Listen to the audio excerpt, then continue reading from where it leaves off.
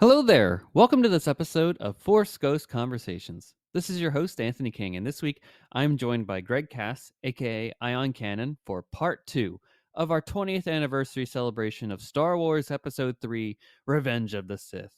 If you're a fan of the podcast and would like to consider pledging your support, there will be a link in the episode description for you to check out the various tiers offered. Also, please be sure to check out our TeePublic store to buy some Force Ghost Conversations merchandise. And without further ado, it is time to gather around the campfire for some Force Ghost Conversations.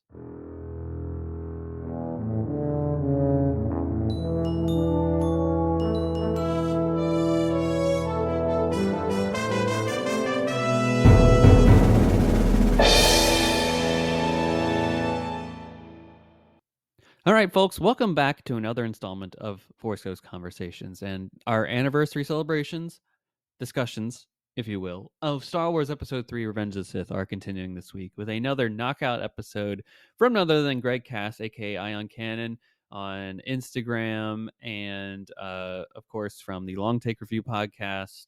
And you find him on the Rebel Base Card too for the Breakfast Pack discussions.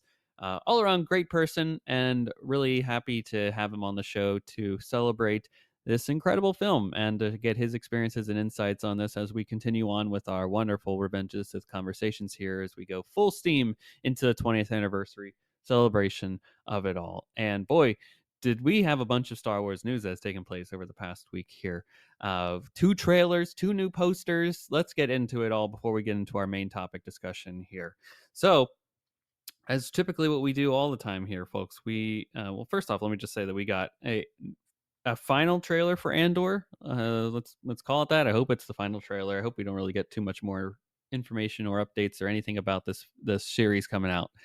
We got a new poster for it. I think it looks like your standard poster fare. It's pretty good. I have no other criticisms or notes, anything about it really. Just frankly, give me Andor at this point. I feel like I've seen the same trailer about 3 times now with maybe a smidge of different footage in each of them. But it is what it is. They are marketing the living daylights out of this film, not this film, but the series heading into its release at the end of this month. Yes, we are now in full steam into April, and Andor celebration. All this stuff is coming out here very soon, and it's an exciting time to certainly be a Star Wars fan of it all. So I've got the trailer queued up. It's on Star Wars from YouTube.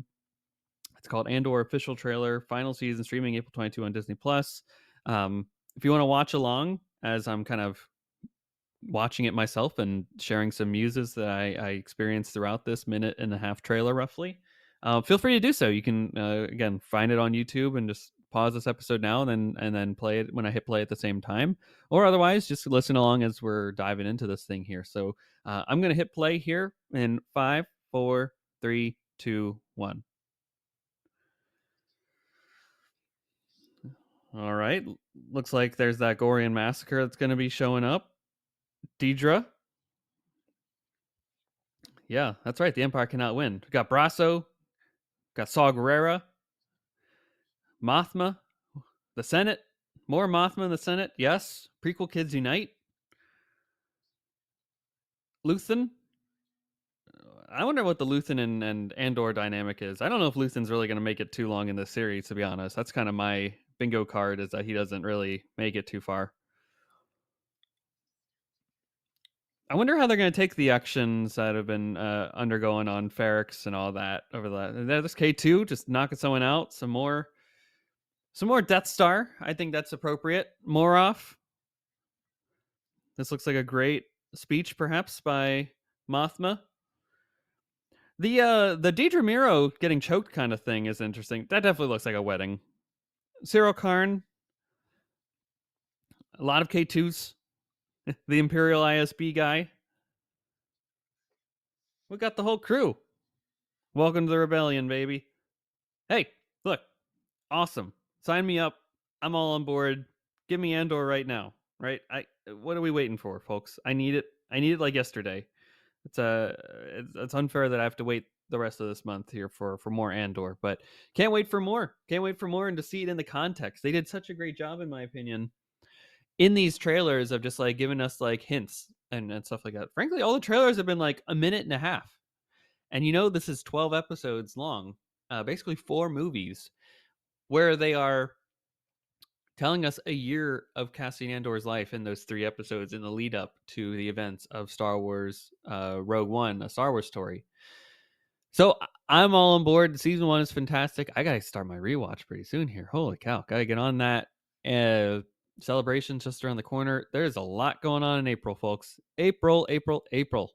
And speaking of things that just came out, we got a new trailer announced literally a few days ago. New poster too. We got this thing coming out on May 4th on Disney Plus. It's Tales of the Underworld, the continuation of the Tales of series that is taking place on Disney Plus. And I'm all for it.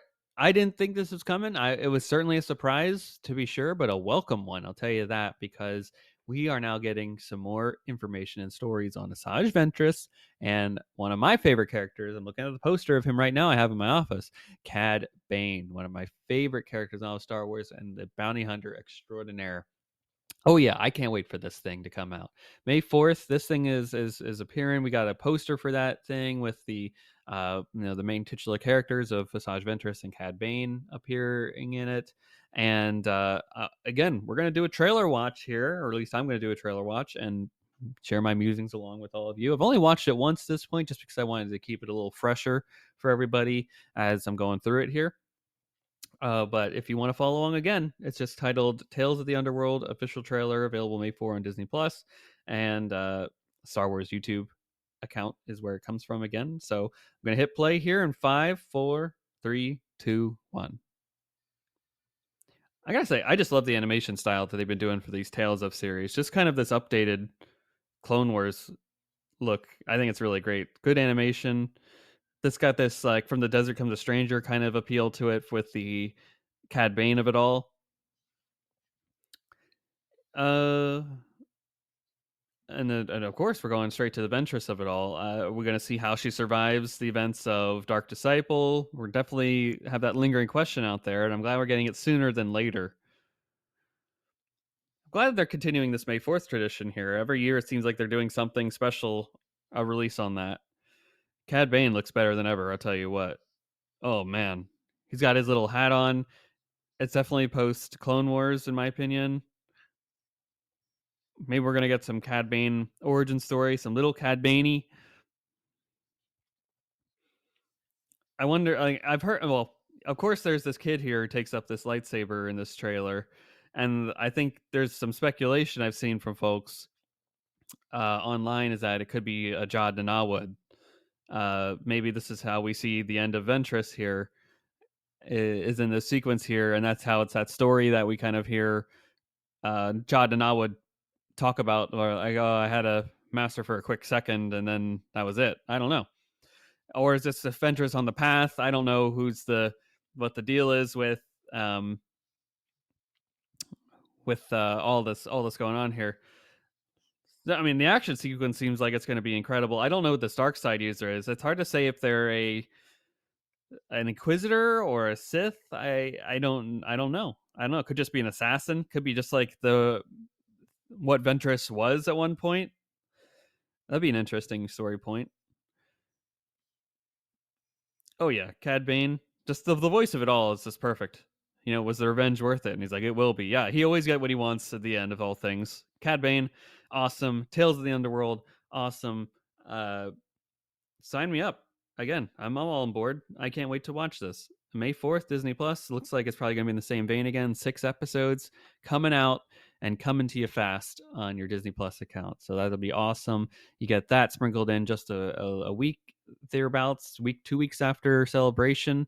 And Andor will be in full swing at that point. And Revenge of the Sith re-release in cinemas will just have taken place. Woof, that is a lot going on for us Star Wars fans, and it's a great time to be a part of this galaxy far, far away. I tell you what. So, folks, we did have one other thing that we will have to address in our Cloud City Gossip segment, and that is from, of course, our new Patreon subscriber. So, of course, you can subscribe on Patreon to Force Ghost Conversations, and for as little as $1 a month, you can get access to a ton of different Force Ghost Conversations goodies. And I gotta say, I got a question from our new patron, Greg McLaughlin. So, Greg, thank you for your patronship. Greg, of course, has been a ardent supporter of the program. He's been on the show as a guest several times for the Rebel Base Card podcast himself. So, go check out his wonderful podcast and the work that he's doing. And we did receive a question from Greg. So, first and foremost, Greg, you've been announced as a patron, so that you know meets that criteria for your membership here. So thank you for your patronship. And you get to, when you're at the $1 tier, folks, you get to ask questions that are read and answered aloud on the show. So Greg had the following question, which is basically, um, what am I most looking forward? What is Anthony most looking forward to from the stuff that is announced at Celebration so far? And frankly, the answer to that question is I don't want to discount the fact that there are incredible big panels for Celebration coming out. Very much looking forward to the Ahsoka season 2 panel and the Mandalorian Grogu, and particularly in my opinion, I will say Star Wars Visions. I think will have a wonderful showing at the main Celebration stage.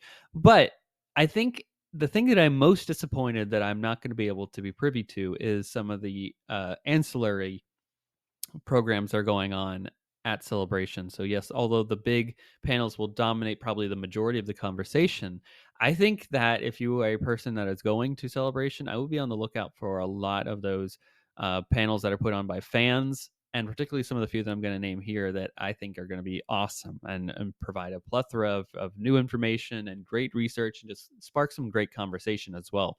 So I want to note that Blast Points, our buddies Jason and Gabe, are doing a panel about the George Lucas Super Live Adventure, the wacky and incredible thing that was produced in Japan in the early 90s, featuring all the Lucasfilm properties to that point in one big, like, kind of Disney on Ice kind of production in a way.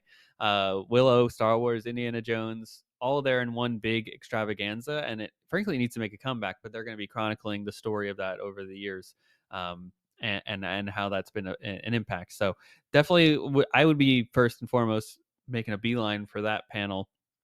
There's also Scotty Jarrow, who has done an incredible midichlorians, I guess if you will, essay, video essay on YouTube, and an ardent supporter of the concept of midichlorians is doing a full-on panel about them at Celebration, and I think that'll be an excellent conversation to have in regards to um, the midichlorians of it all and what it means for our world and what we can take from it, extrapolate things from it. And I hope that people give it a chance and they're able to see it, especially if they're not necessarily fans of the concept of midichlorians, and maybe it'll change your opinion. So that's where I lean on that one. I would definitely make a beeline for that one as well. And lastly, I just want to note that there is an interesting panel that is going to relate the causality of the event, not the events, but the production of Indiana Jones, or the Young Indiana Jones Adventures, Young Indiana Jones Chronicles, depending on how you want to phrase it, and how they connect to the productions of the prequel films, and how they are like a through line of production that gave George the confidence and all that in order to make the prequel films as they were then.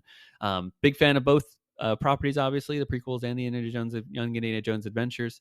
So any way that they can connect those, and I'd be interested to hear their thesis on that, because I certainly believe that too, but I just wonder if we have the similar thoughts on that matter. So I'll be on the lookout if any of those folks are dropping those Celebration panels as audio podcasts later on once it's actually happened. So that, Greg, is my answer to that. That's what I'm most looking forward to at Celebration. Thank you for your question, and thank you for your patronage as well.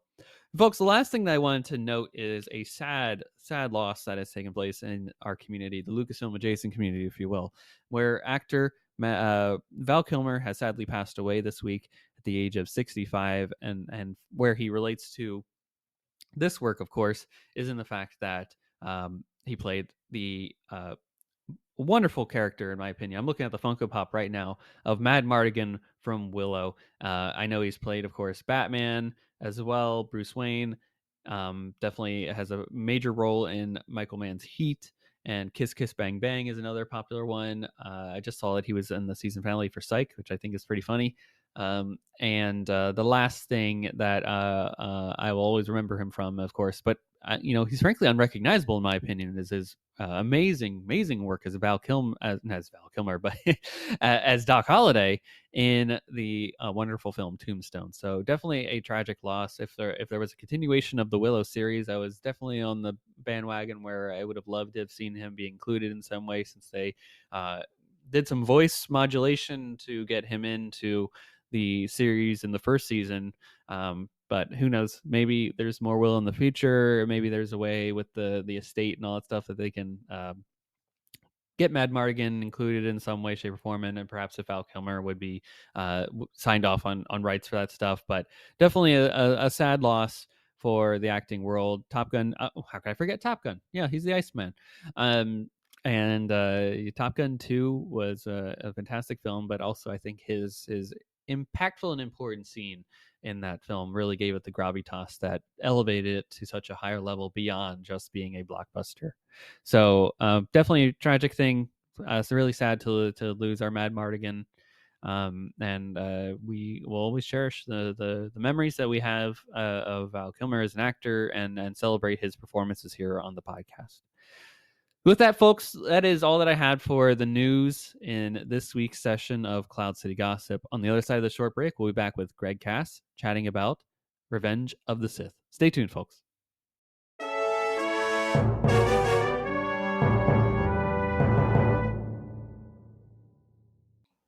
Welcome back to Force Ghost Conversations, everybody. It is, again, 20 years of this incredible movie, Star Wars Episode 3, Revenge of the Sith. And you may have listened to our episode last week with Candace celebrating this film. Well, guess what? We're back again to celebrate this movie, and we're going to be back several times throughout the rest of the next couple of weeks and months here, celebrating this movie to every length and degree possible, and it deserves it. Episode 3 is a fantastic film. It's not arguably my favorite. I know it's my favorite Star Wars film, so I'm going to say it proudly. I'm going to declare it. But anywho, forget about me, folks. There's enough time to talk about me, but really, I want to talk about our guest. And of course, you know him from previous times he's been on the show. But Dr. Greg Cass from you know him as EyeOnCanon and the Long Take Review. And sometimes you appear on Rebel Base Card for the Breakfast Pack, which Andor's coming just around the corner. Greg Cass, welcome back to the show, and how are you doing? Thank you. I'm great, and it's so good to be back. Because of recording schedules, I feel like you're my start to Revenge of the Sith season, right? Yes. I know I've been asked to read the novel for other people. I believe I'm gonna look at a 10-minute segment at one point, but I haven't gotten to talk a lot about it yet. So you're my first and thereby best discussion of Revenge of the Sith. But really just blows my mind that it's 20 years. And I'll get into some of the reasons why as we continue, but it is I would say it remains my favorite prequel. It is certainly the prequel I have seen the most, although my 25 viewings of Phantom Menace last year for the 25th anniversary challenged that, but this is the one I'm most likely to throw on, and it's just peak for me in so many ways. So it's really exciting to have everybody talking about Revenge of the Sith. Hot off the wire, Regal Cinemas is doing their little oh my gosh, I know, I saw that popcorn too. bucket, and but the Vader cup. Both. I mean, the Vader cup looks just like one I got from 7-Eleven, I think, with a Slurpee, a lava Slurpee in 2005. So I don't even usually go to Regal because I'm a Stubbs member, but I got to find one and make the trip to at least buy the popcorn bucket. No, that's a great. So you did 25 for the Phantom Menace, and I assume you're going to do 20, or you're going to shoot for 20 with this one.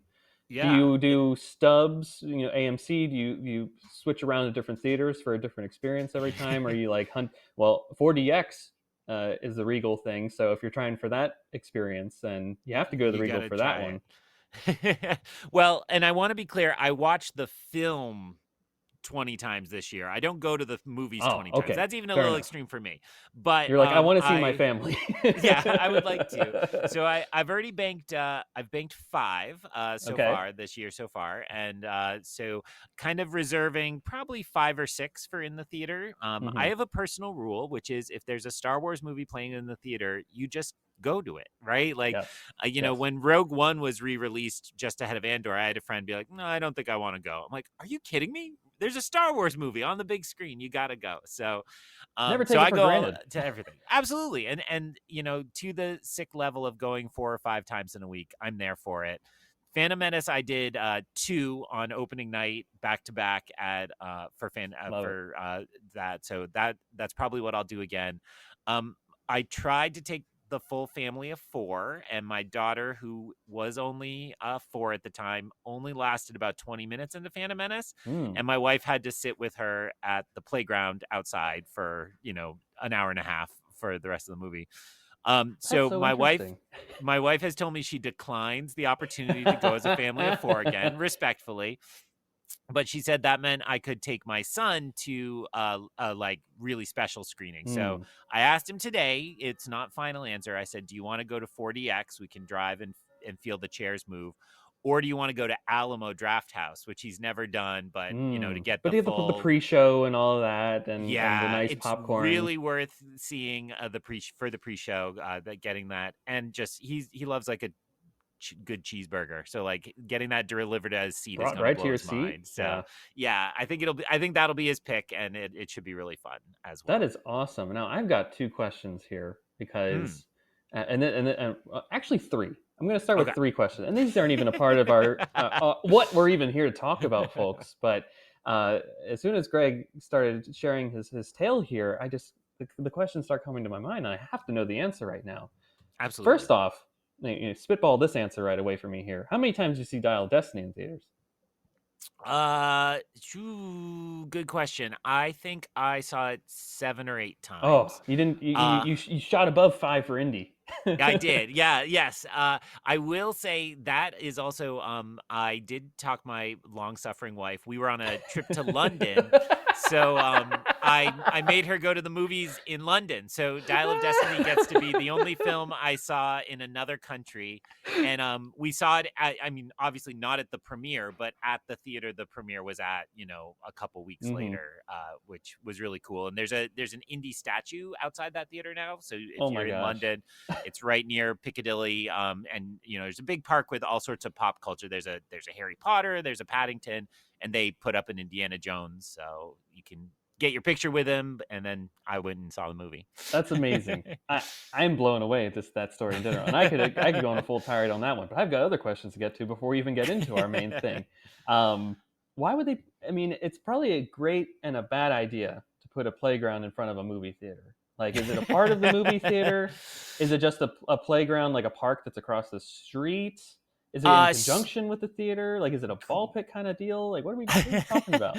All good questions. All good questions. So it is here in the Boston area. We have since I moved here, and I've actually been here since 2001. Hmm. But there was just this abandoned industrial park in Somerville, one of the suburbs of Boston, Okay. and they built a giant outlet mall. And one of the centerpieces of the outlet mall is the AMC Assembly Row 13, I Hmm. think. Hmm.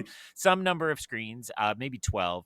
And there's a Legoland Discovery Center. So right Oh, outside yeah. the AMC, there's a giant Duplo giraffe, which is a stop we always make.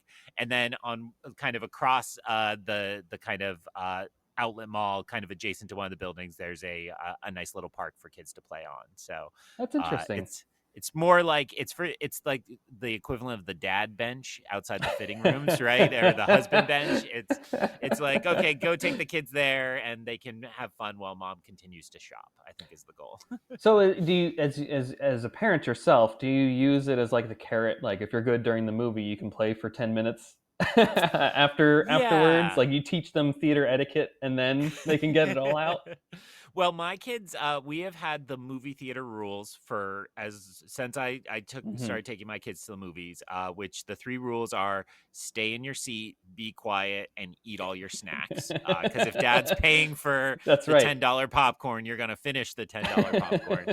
And so they're pretty well trained. But yeah, I remember specifically like going to the playground before Toy Story 4 because we Mhm. wanted to like wear out my son and get Fair him a enough. little like sleepy.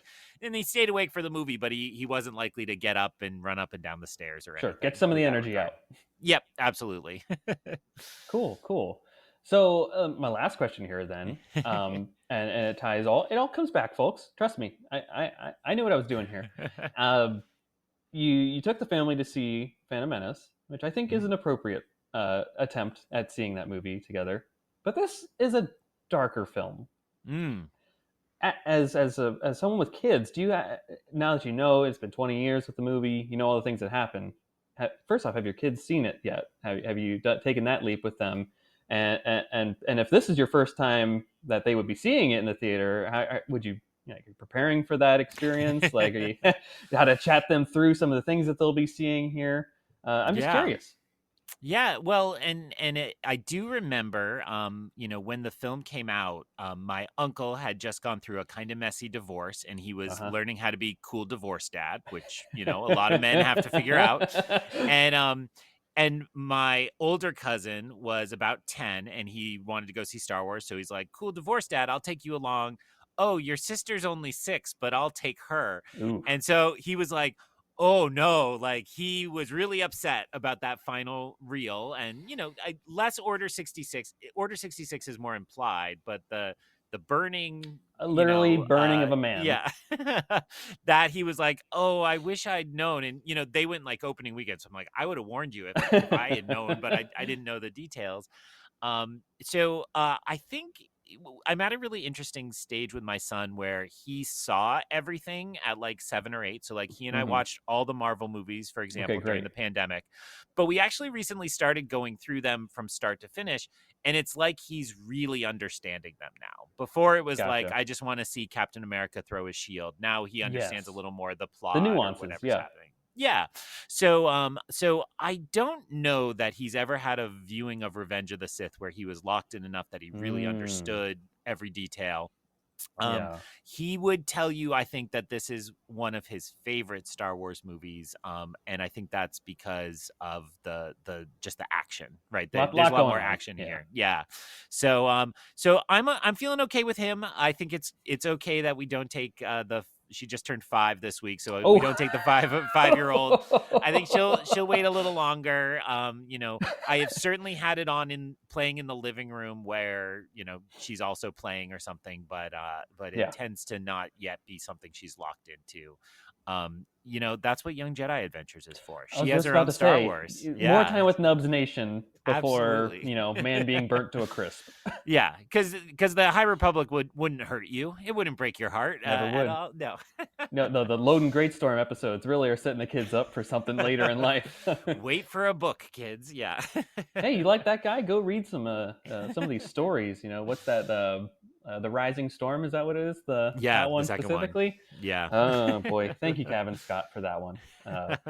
Great, great. Well, folks, we had one more thing before we wanted to actually dive into the nitty gritty of this episode, and Greg did mention Marvel here, and we'd be remiss if we didn't at least touch upon the big news drop today, as of the course recording this here. But man, there's a big film coming out in 2026. Is that right? 26? They're still Yeah, shooting I for think that. next May, one more year. It's So, crazy that they're yeah. shooting a movie within like less than a year from it coming out in a way with Mm, like VFX and all that stuff. Like yeah. Star Wars Those was like every 3 years you got a movie. But hey, they're gonna figure it out. They got the money, and it's gonna be a big budget with that cast. And Yeah. any highlights that you want to share from that one? I mean, unbelievable. And, as the video, so for people who have already forgotten this in the lifespan of the internet, it's this teaser where they say that Avengers is a Doomsday is in production, and they just start panning past chairs, and you just get to read the name on some classic director's chairs. And it starts with some that are kind of surprising. It's like, okay, Chris Hmm. Hemsworth is still in it. kind of a open question whether he would be or not. And then the video just keeps going and And going and didn't stop. It going. was like 5 hours long. It's unbelievable. And so, being the age I am, the biggest surprise for me is that we are not recasting for new X-Men. We're bringing in Not just yet. seemingly Yep. all the old X-Men, with Patrick Stewart, Ian McKellen, um, uh, uh, well, Channing Tatum is on that list, Coming which back. is crazy, but really exciting. Um, Alan Cumming, Yes. who Nightwing. No, not Nightwing. Nightcrawler. Nightcrawler. Yep. Nightcrawler. Yeah. I definitely called him Gambit earlier to my son. And I was like, no, wait, that's Channing Tatum. Womp But womp. yeah. Uh, I will say, just because I'm in a bragging mood, I was famously once on Alan Cumming's Instagram because he did a book tour stop at the bookstore my wife worked at, and I helped out, and he found it so amusing the way he would sign a book and I would take it and fold it in better and somebody else would pat it into box. So he like made a whole video. So I cameoed on his Instagram. It's all right. I know You're you still remember famous it. for it. I know you remember it. It was like 10 years ago, but yeah. Is it still pinned to your Instagram page? Yeah. And so this just is insane. I'm really excited to see Tom Hiddleston back because we kind of had an ending spot for Loki, and Well, what does that's that a character. mean exactly? Yeah, that's a character you could bring back in a million ways. So, but I love his character of Loki. I thought the Loki TV show was absolutely tops, like just so Agreed. great. So I'm really excited to see that. And I would say a big presence of the Black Panther cast, which is also nice because I did think Wakanda Forever was a little saggy, a little long, very long, but it wasn't bad, and it's exciting that we get to see Letitia Wright back as Black Panther, and M'Baku was listed there, and Namor. Yeah, unbelievable. What was your either biggest surprise or thing you're excited about? I think Ian McKellen was my biggest, like, whoa, they went there, right? Because first, just logistics, the guy's getting older, and does he really want to act in a big budget film like this anymore? He hasn't really been in theater in film productions. He's been in theater productions over the last couple of years, but did he want to come back to this? I haven't seen him in a movie since I think the Hobbit films, if I recall correctly, or X-Men Future Past they were all 2014, so that was the last time I can actually say like, yeah, Ian McKellen was in that. Cool. So great to get him back in the fray. I didn't think I'd see Patrick Stewart again in this. Alan Cumming, I think, was another big. All those X-Men characters, James Marsden coming back. Yeah, too. I totally forgot about him. Unbelievable. I think those were some big ones. I think some of the big takeaways that I had is that clearly Thunderbolts is going to be really important in this movie, whatever happens in that. So I think this was also a marketing swing for that movie too. Fantastic Four also will be a big presence in this movie somehow. Whatever happens in both those movies will be to be determined. Finally, the last thing I want to note is that I know that a big criticism of the last a couple of phases since Endgame have been like, what are we doing here? Like, what are we striving towards? What is the big goal for this? Like, how will these stories interweave and weave? And I think that just based off of the cast of this alone, you're going to get those answers here, some way, shape, or form. Now, whether you like it or not, that's to be determined. But I think it'll allow people to go back and maybe revisit some of those movies that we were just onslaughted with over the last 5 years since theaters really reopened again, and to just look at those stories with a different set of lens and maybe recontextualize and analyze and realize, okay, there are some more threads that they've been trying to piece together from the start here, and then we'll see how it pays off in Doomsday. And I'm more interested also like what characters weren't listed in the main cast. There's always going to be cameos and a post-credit scene. I'm thinking like, Captain Marvel's not here in some way, shape, or form. Didn't see a Doctor Strange at all. Didn't see a Hulk at all. Any version of a Hulk in this. Yeah, good point. Are they saving those for a Secret Invasion, perhaps? And this is just the part one of that story, to be determined. But got me excited. It's probably the cheapest and most ingenious marketing thing I've seen in years.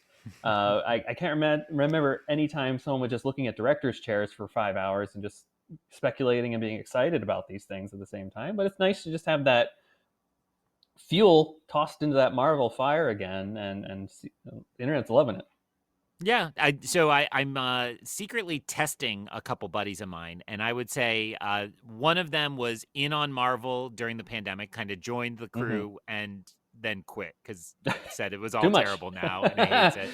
Particularly didn't like legitimate criticisms. I think about Wanda changing from WandaVision and then into Multiverse of Madness. Like Okay. I'm a little okay with that, but I understand people who struggled with that.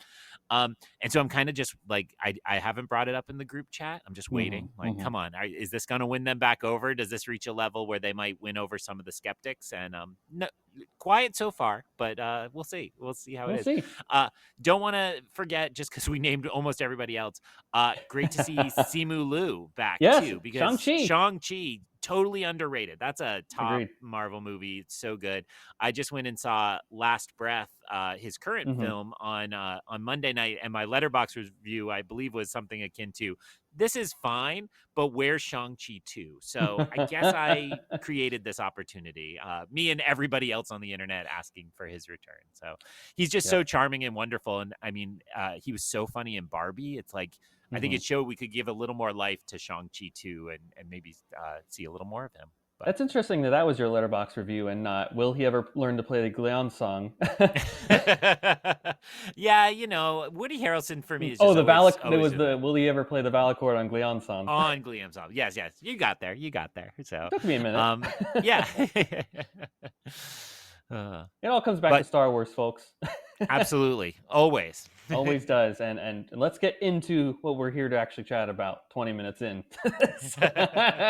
I know I always preface when our guests come on, I'm like, I think we'll keep this between a half hour and an hour. And then lo and behold, we're almost at a half hour. We didn't even get to the first question yet. And it's not like these are any light questions that I throw at these people. So No, we're here to well, but chat.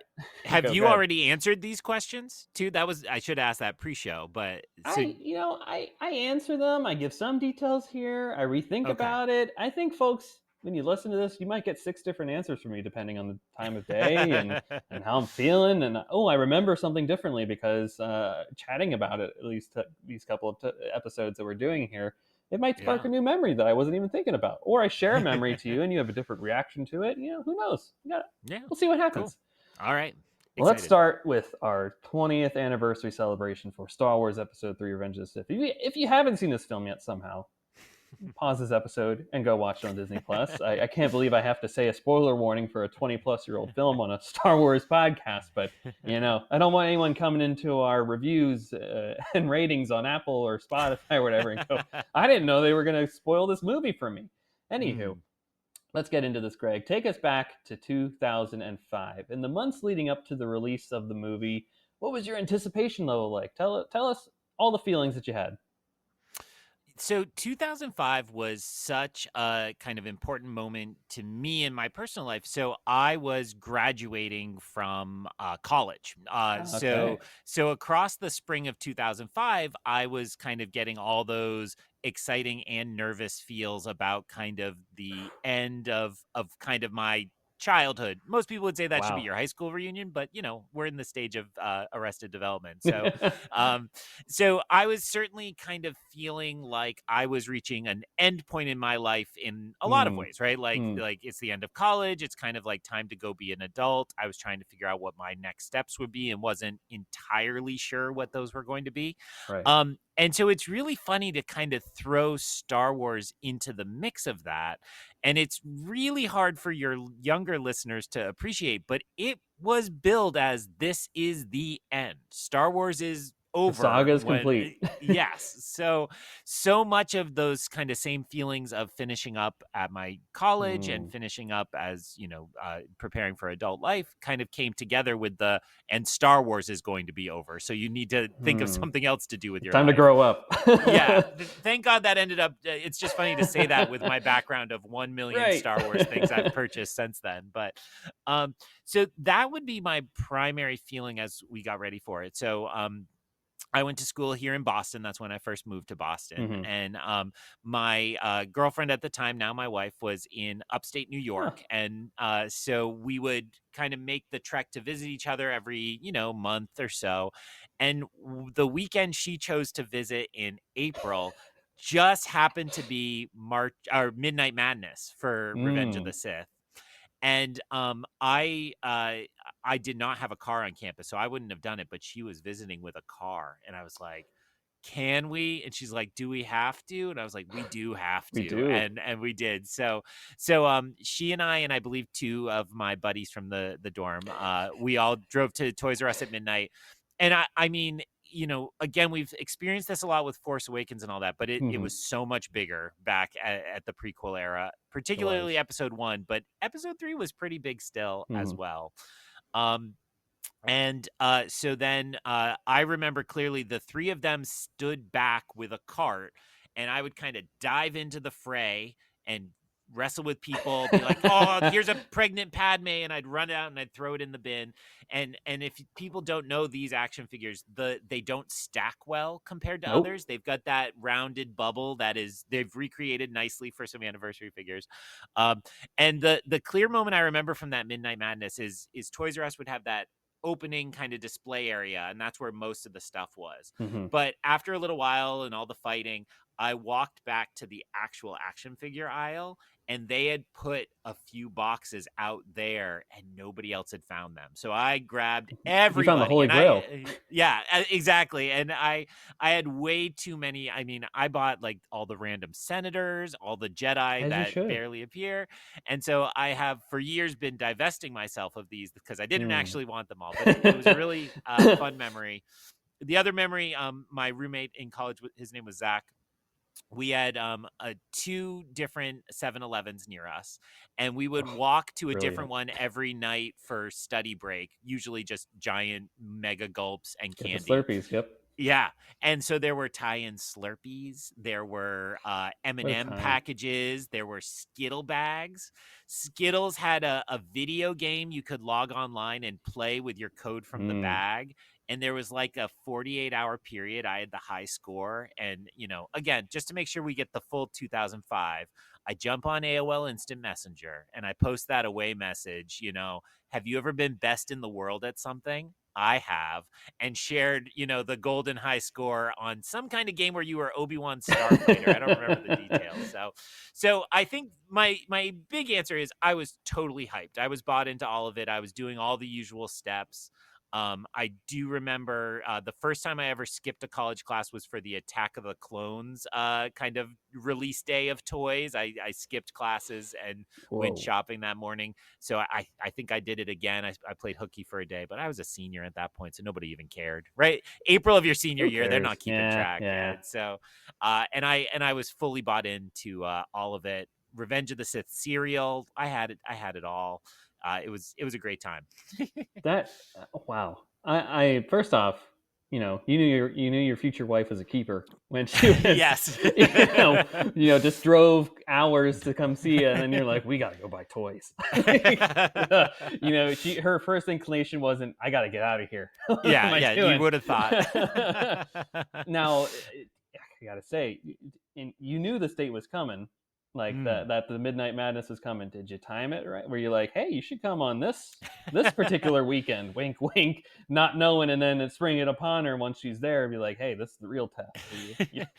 I don't remember that forethought. I mean, I wouldn't put it past me because by one of your later questions references this, but by 2005, it wasn't like you were stumbling on the toys not knowing when they were released. The internet was so much more alive than it had been in 99 and 2002 that I'm sure I knew the date and saw it coming. Where my campus was, you could walk to a KB Toys, and I think it would have still been there in 2005.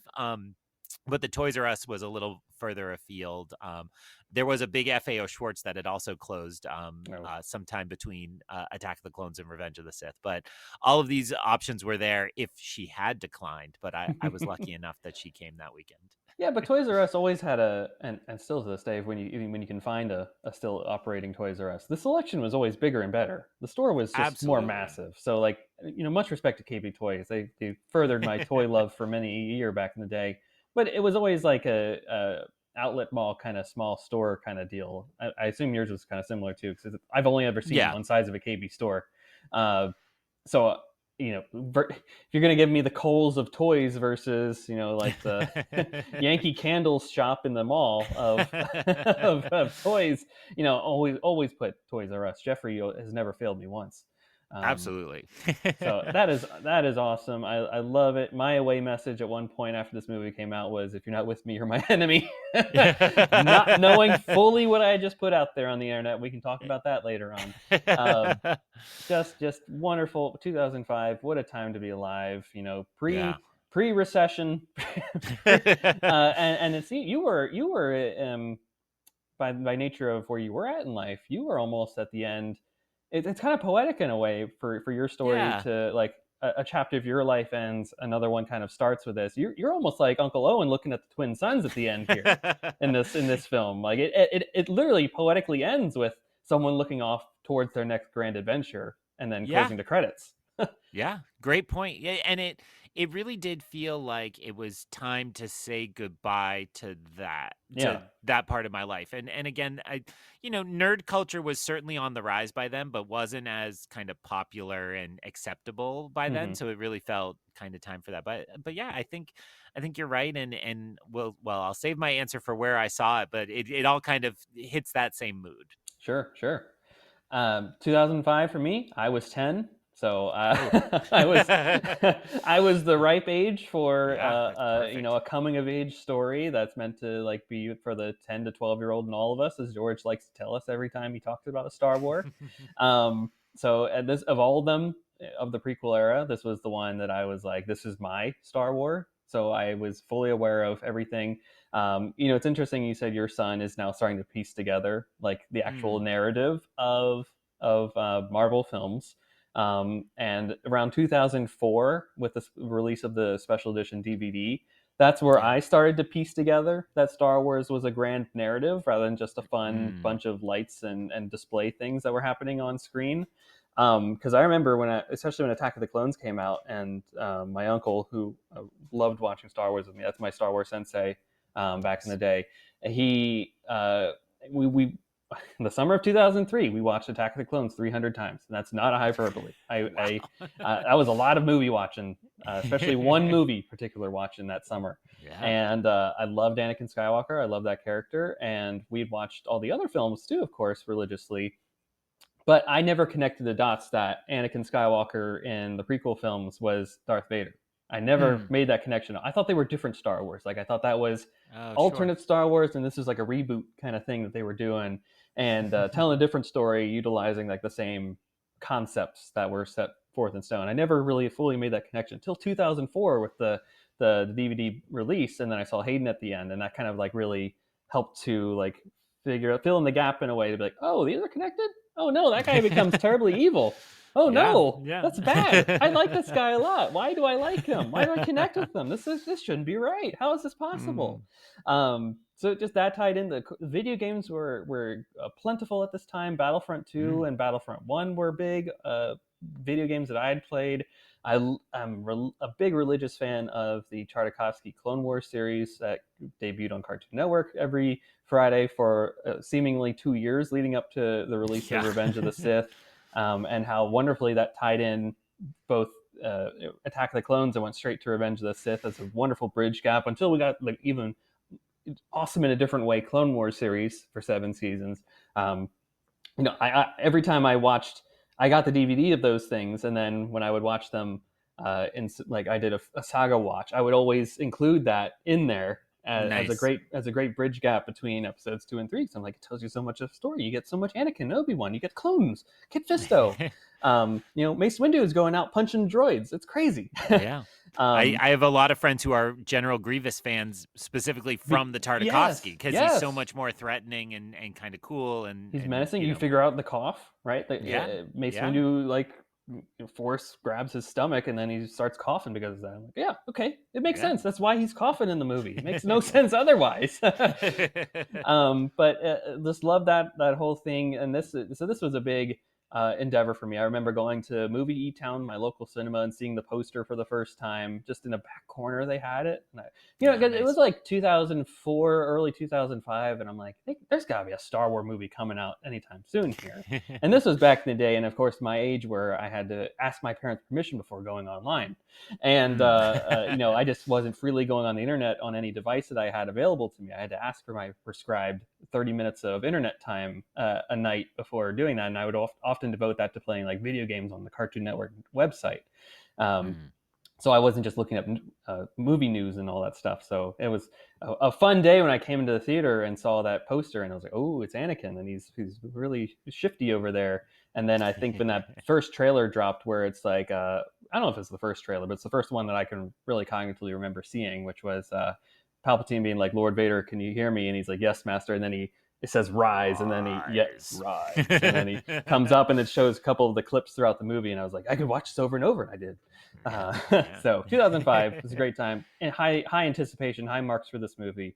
But the internet kind of was still in its infancy at this time. It's a lot better, like you said, than it was in '99, where people were downloading that first trailer on Shockwave and taking forever, taking days sometimes to download that thing based off of your internet speed.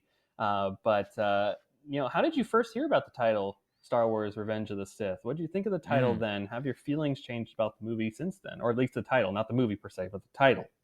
Yeah. I just want to toss in because you mentioned all the Star Wars culture things. This was also the first Lego Star Wars video game, which I Yes. remember seeing in Yes. GameStop, and I purchased it and played it before the movie came out. And that was like some of my first exposure to the plot points And they had the of first Revenge of the Sith. Lego special, Revenge of the Brick, which I Yeah. forced my uncle to record on a VHS for me because I thought it might unveil some incredible detail about the Yeah, movie. yeah, absolutely. So that lucrative relationship, the sets had started Blossomed. at Phantom Menace, but the video games and the media, And the fact which that they went for the prequel trilogy first with that rather than doing the yeah, original trilogy, which I think was a big win for us prequel fans. absolutely. Um, I saw this question on the prep, and I had a lot of trouble trying to remember where I saw the title. I very much remember hearing Attack of the Clones and being like, "Nope, this ain't it. Like this has to be a lie," because that title did not work for me when I first heard it. Uh-huh. But I remember, it was probably a first trailer. It was on the internet shortly before that, and I remember immediately liking it because I was tuned into Star Wars enough because to know that it had been Revenge of the Mm-hmm. Jedi, and now Mm-hmm. was going to be Revenge of the Sith. Perfect. Yep. And so I saw that, and I thought that was fantastic, and it just sounded so much like the other ones. I really enjoyed it. I think I'd learned the title before that, but I remember one specific internet moment was this was StarWars.com was cranking. I was not a hyperspace member at this time, but so I didn't get all the webcam on set stuff that some people remember.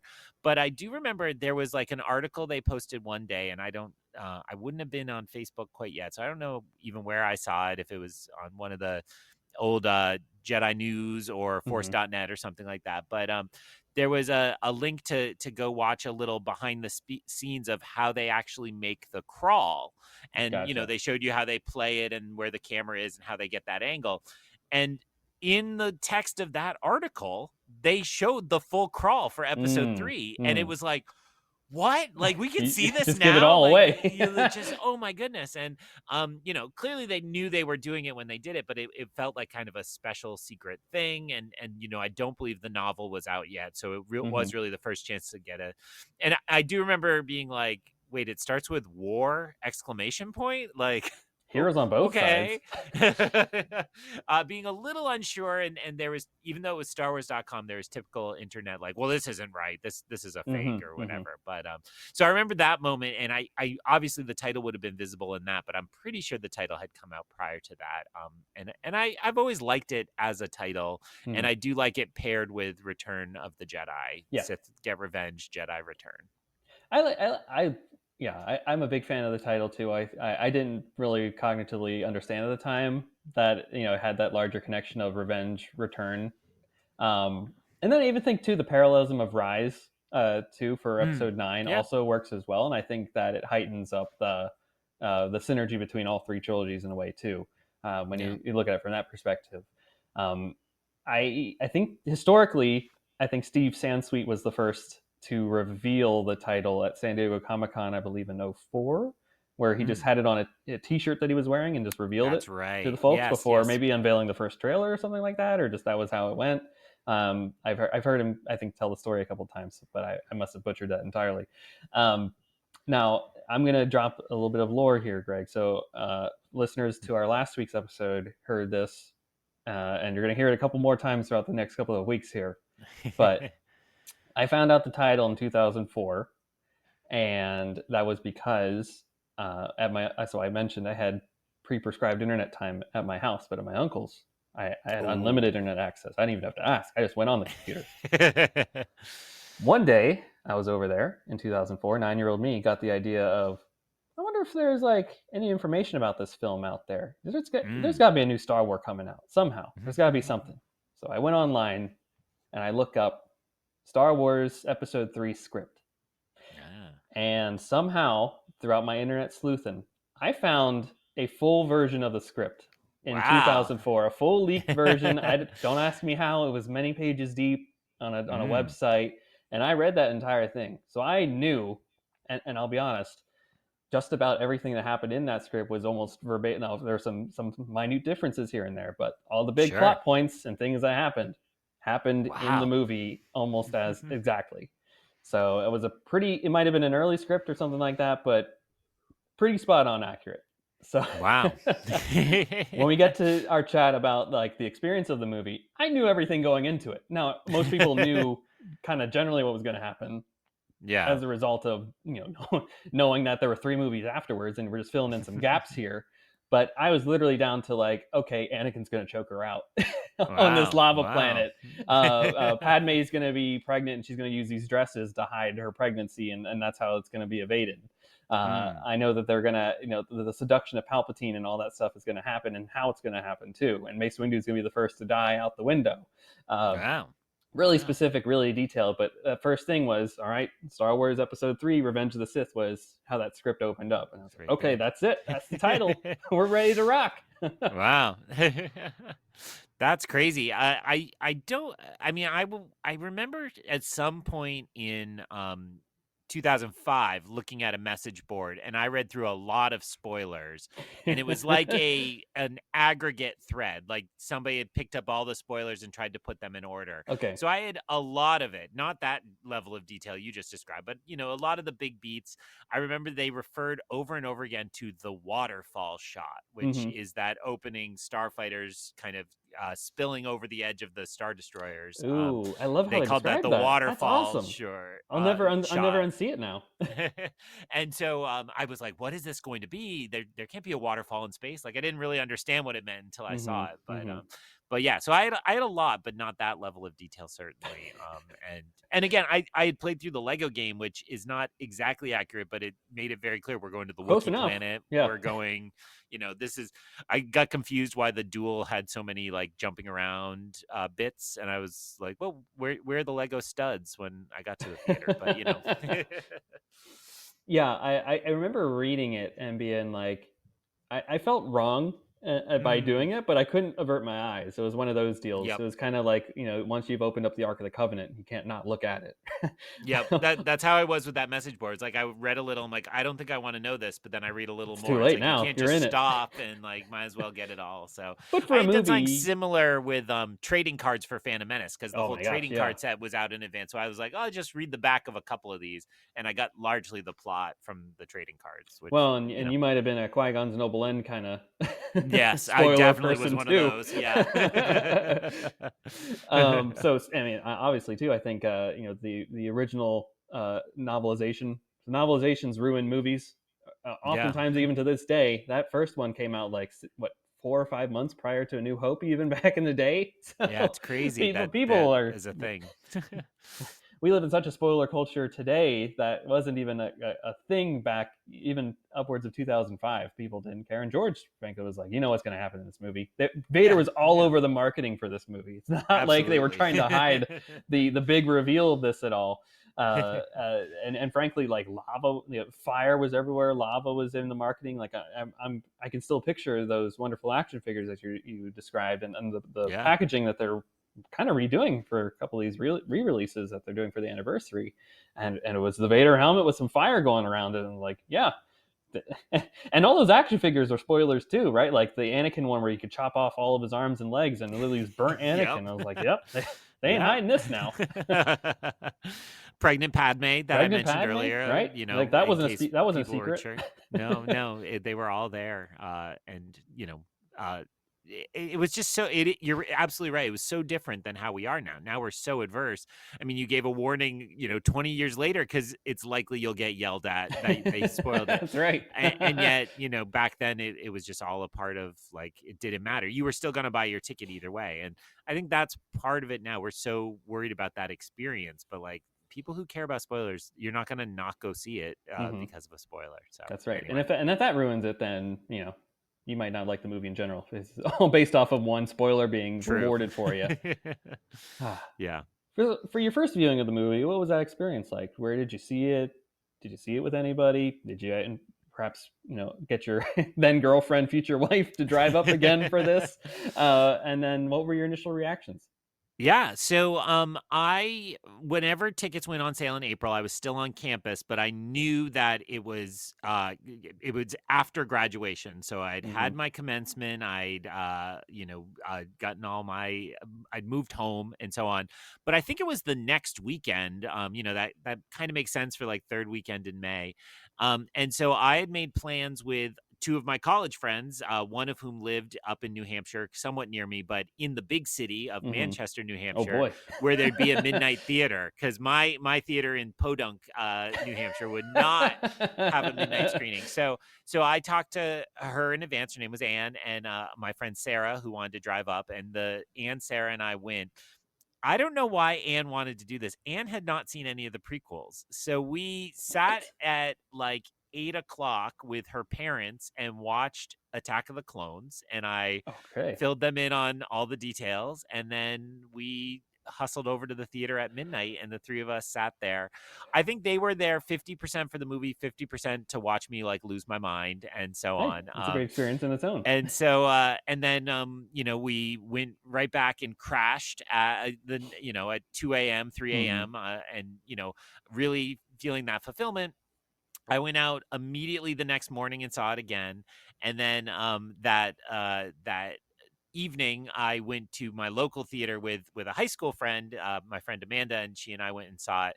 And what was really funny is I ran into my aunt and uncle with my friend Amanda, and they thought they had busted me cheating on my girlfriend. So they're like, Craig's at the movies with this other girl. And I'm scandalous. Like, no, this is my friend. We've been friends for like, 10 years or what have you.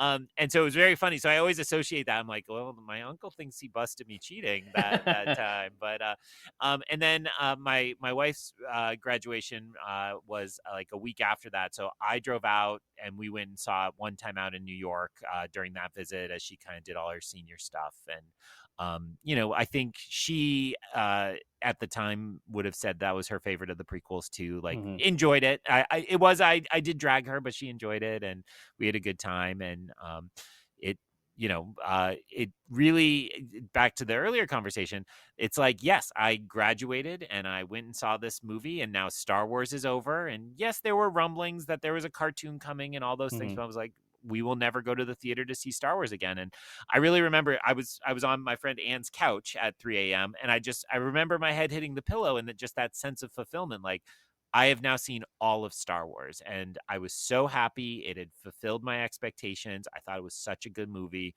All of those screenings I just described, I kept going back because I loved it so much, and it was so exciting. And it just really felt like, we did it. They landed the plane or the spaceship, and it felt like such the closing of the chapter for a part of my life and for Star Wars. And that was it. There was never a Star Wars again. We definitely haven't gotten anything else since 2005.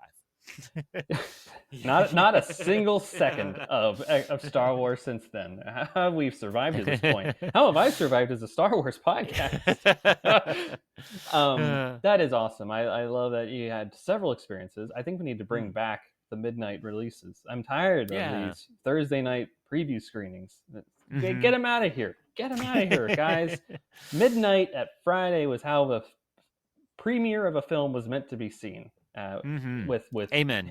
dark eyelids the next morning as you're trying to figure out, what do I do with discombobulated. All you can remember is the movie. It's just a better experience. Everybody, come on now.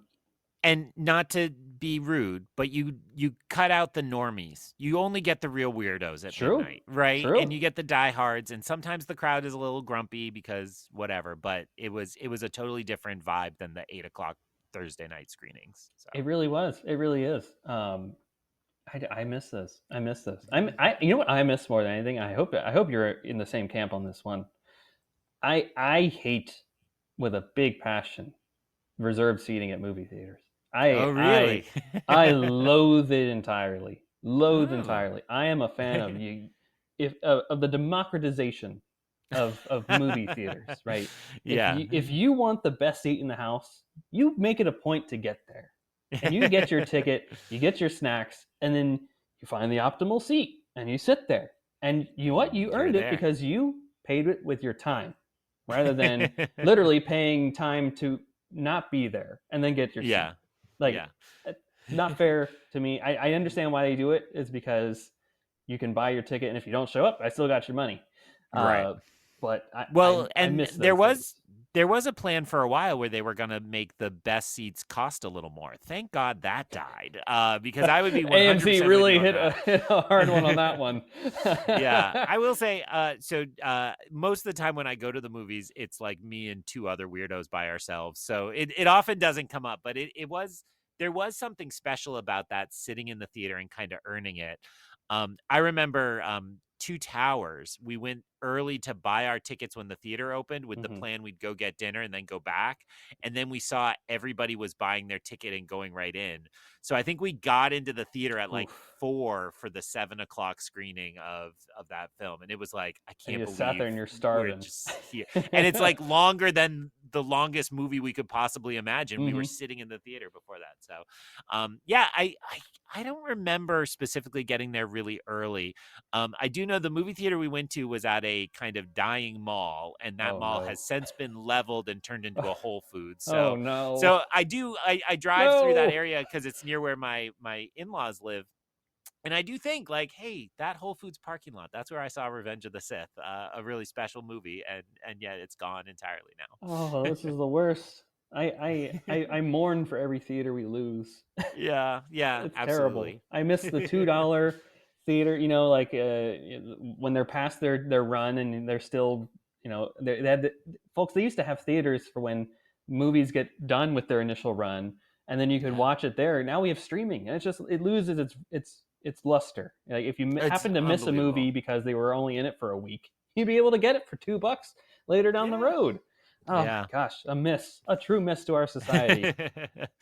Absolutely agree on that point. And yeah, that's how I would rack up those numbers for a lot of these prequel films, is because they would come back around to the cheaper theaters. And so even by the time you get to the fall, like, local universities and colleges could show the films because they could pay a small licensing fee and show it on their campus Mhm. theater. So that all that life cycle of a film is now gone. So I completely agree with you entirely. Such a shame. Yeah, now we live in the days of, and people, I'm hearing Godzilla minus one was like famously a film that, like, people wanted to see and then Yeah. couldn't because it wasn't available on a streaming platform. The physical media release wasn't out for a while, and that felt like a throwback in a way, where it's like a movie Mm, people want to see, and then it's out of its theater run, and then you wait for like 8 to 9 months, and then it comes out on DVD, Blu-ray, VHS, what have you. You go get it at Blockbuster or you buy it. Right? It kind of yeah. had that old Yeah. sentiment to it, and nowadays it's like, I hate to say it, like a Mickey 17, where it's in theaters for a week or 2 weeks,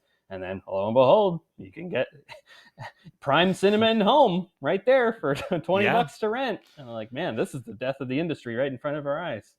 I'm forever, falling behind on a couple releases, but I still go see them in theaters with my stubs. And I'm like, oh, well, Last Breath on Monday night, I could have watched it in my living room They could for have. $20, but I went to the theater instead. Yeah, keep theaters alive. People, go to the movies. See Revenge of the Sith so many times next month. Yeah, go see It'll be this so that fun. we can get, like, TFA 10 years, and maybe Yeah. they'll do a re-release in December. Hopefully, The Last Jedi release in a couple years, whatever That would be anniversary we got great. coming. Obviously, there's a 51 coming up, pretty big for a certain Yeah. film. uh, go see things in theaters because I want stuff to shuffle back. I want things to just happen. I want Yeah. movies, folks. Keep movies alive. Um, Yeah. my first viewing was 2009 and not 2009, 2005. What am I talking? May Wow. 9th, May 9th, Mm, 2005, opening night. I didn't do the Thursday, Friday, 12 okay. a.m. Still a school night for me. Yeah. So my mom is a teacher. She was not letting that happen. And of course, my other uncle, one of my other uncles, was getting married the next day in Pittsburgh, Oh. which was a 4-hour drive from where we lived. May 10th, he got married. And I was like, how dare he? Doesn't he know that Star Wars Episode 3 Revenge of the Sith is coming out that Friday beforehand? And my mom was like, you can wait till next week to go see it when we're back. We have to prepare and pack. And I was like, you don't Oh. understand, woman. This is this is the end of the saga. If I don't see it this weekend, all my friends are gonna be talking about it on Yep. Monday and Life's Tuesday, over. and like I'll be constantly ridiculed as the kid that didn't see it yet. So after much him and han, she did agree to take me to the first showing that Friday, that 7 o'clock showing at Movie E Town, and Nice. knowing full well what I was getting into, or technically I didn't know. I think Mm. there was a part of me that was like, I wonder if that script was right. So a lot of it was, oh yeah, that happened. Yeah, okay, that's gonna happen. Oh, okay, he's gonna say this next. Yep, that's it. Um, that was a lot of that experience, but it's still, even knowing what was happening and seeing it then play out on screen was a majestic experience. And that's really the best way I can describe it here. It was magical seeing and being and feeling a part of a conclusion. It felt like an event, more so perhaps than I felt when I was 4 seeing the Phantom Menace, like the start of a new thing, which I'm sure is different for for you, right? Having the Star Wars again back in the cinema for the first time, but for me, I was just like, hey, I'm going to see this movie. But Mm. then build up to this conclusion where everyone's like, how are they going to end it? How are they going to conclude it? Having that just like that amped up everything, and just I remember feeling the palpable energy in the theater as this stuff was happening. I remember the Star Wars thing, you know, the opening crawl, and everyone's clapping and cheering and hooting and hollering. I was like, this is like a sporting event. This is a Star Wars. Yeah. This Yeah. shouldn't happen. This is the movie theater. You should be quiet. This is not etiquette. Yeah. Yeah. And it really just it was probably one of my favorite cinema going experiences was this first viewing. I loved the movie. I loved everything that happened within it. There's a lot of great discussion about what happens in this movie and how as EyeOnCanon, how we rationalize a lot of the things and choices that are made within this movie. But for at least for that initial reaction, I walked out of that theater and I said, "Wow, I've seen the saga. The saga is Mm. complete." I think was exactly what I said. I threw my hands up in the air and said, "The saga is complete," and I felt so cool to be a part of this moment. Um, and now 20 years have passed. 20 years. Yeah. Hard to say it. Hard to say it. Um, does the film hold up in your opinion? Yeah, just you saying 20 years this time made me realize it's older than all my students, right? No, Like no. all of them I think were born in 2006. So this Oh is like, no, oh, that's crazy. Um no. It's a look, historical event for them. yeah, yeah, we heard about Oh this once. no. Yeah, I will say I think this movie holds up incredibly well. And I would hold it against a lot of the other films in this era, and I would actually lump the special editions into that. Hmm. The effects have really gotten a lot worse in the special edition. They've aged Yeah, they poorly. don't look They great. were, it just happens that it's the best at the time, but that CG Jabba, even the redone version doesn't look very Hmm. good Hmm. these days. But I watch Revenge of the Sith and I think it's fantastic. And what is most striking to me in this anniversary year is how often you see people passing around quotes from Revenge of the Sith, Yes. and like this idea that George wanted to warn us all that fascism does not get beat forever, and that you should be mindful. And Ryan Johnson, when he was creating Last Jedi, he pointed out, oh, so the prequel trilogy is 3 movies where George Lucas teaches us that our heroes can easily like let us down and become villains. And it's like Yes. that's the whole game, right? And it seems prescient that he was able to predict all that, and it does resonate in this year more than other years. but this is absolutely just him being a student of history and saying this is how Yeah. human institutions operate and that they fail. Um, so it resonates more in terms of mythology and politics and all of those things. It's also just a really fun time to watch the movie, right? If I Mhm. throw it on, I'll say, "Oh, it'll be background noise," but I get locked into so many sequences in this film and really have a great time with it. So, I'm gonna just throw it out. I think it's the best acting of the prequel Mm. trilogy. Mm. Particularly Ewan is just on fire, and Oh, Hayden yeah. is too. Ayo. Oh, oh. But Oh. but Hayden's also the best. I actually think Hayden was better in the Obi-Wan show and Ahsoka than he Mm. was in even in Revenge of the Sith. But I think it's the better Hayden movie, and Natalie I think gets less to do, but does a great job with what she has. And Ian McDiarmid is just stealing the show every He is the second he's show. on screen. So yeah, he is. He is the Sith. He is the show. So does it hold up? Absolutely. And last year I was really into celebrating Phantom Menace because we were in the anniversary. I still have my Phantom Mhm. Menace poster up, but I'll buy the Revenge of the Sith, Anthony. Calm down. I'll get there. I was about to ask you. I need to see it next time. We'll get there. It will turn over the season. But I would still say this is my favorite of the prequels, and it's to me it's the most operatic and the most fun to Mm. watch. Yeah, I love what you're saying there. Operatic. Mm.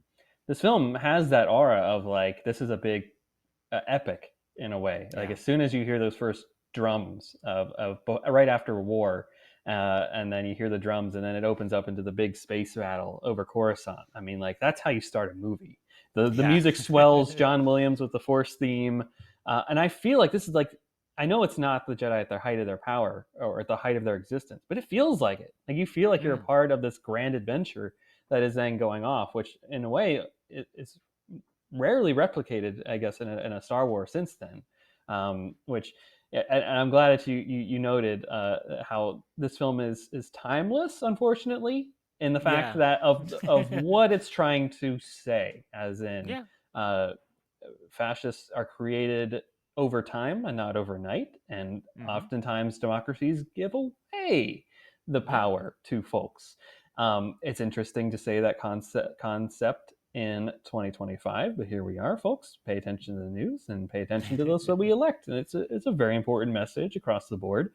And interestingly, I've been watching on Netflix the last couple of days a documentary called Turning Point, which is about the 9/11 era and that Mm. immediate and the war on terror afterwards. Which now, in hindsight, being 9, I was not really privy to the 9/8 at the time of the majority of the prequel trilogy, and then of course 10 when this movie comes out.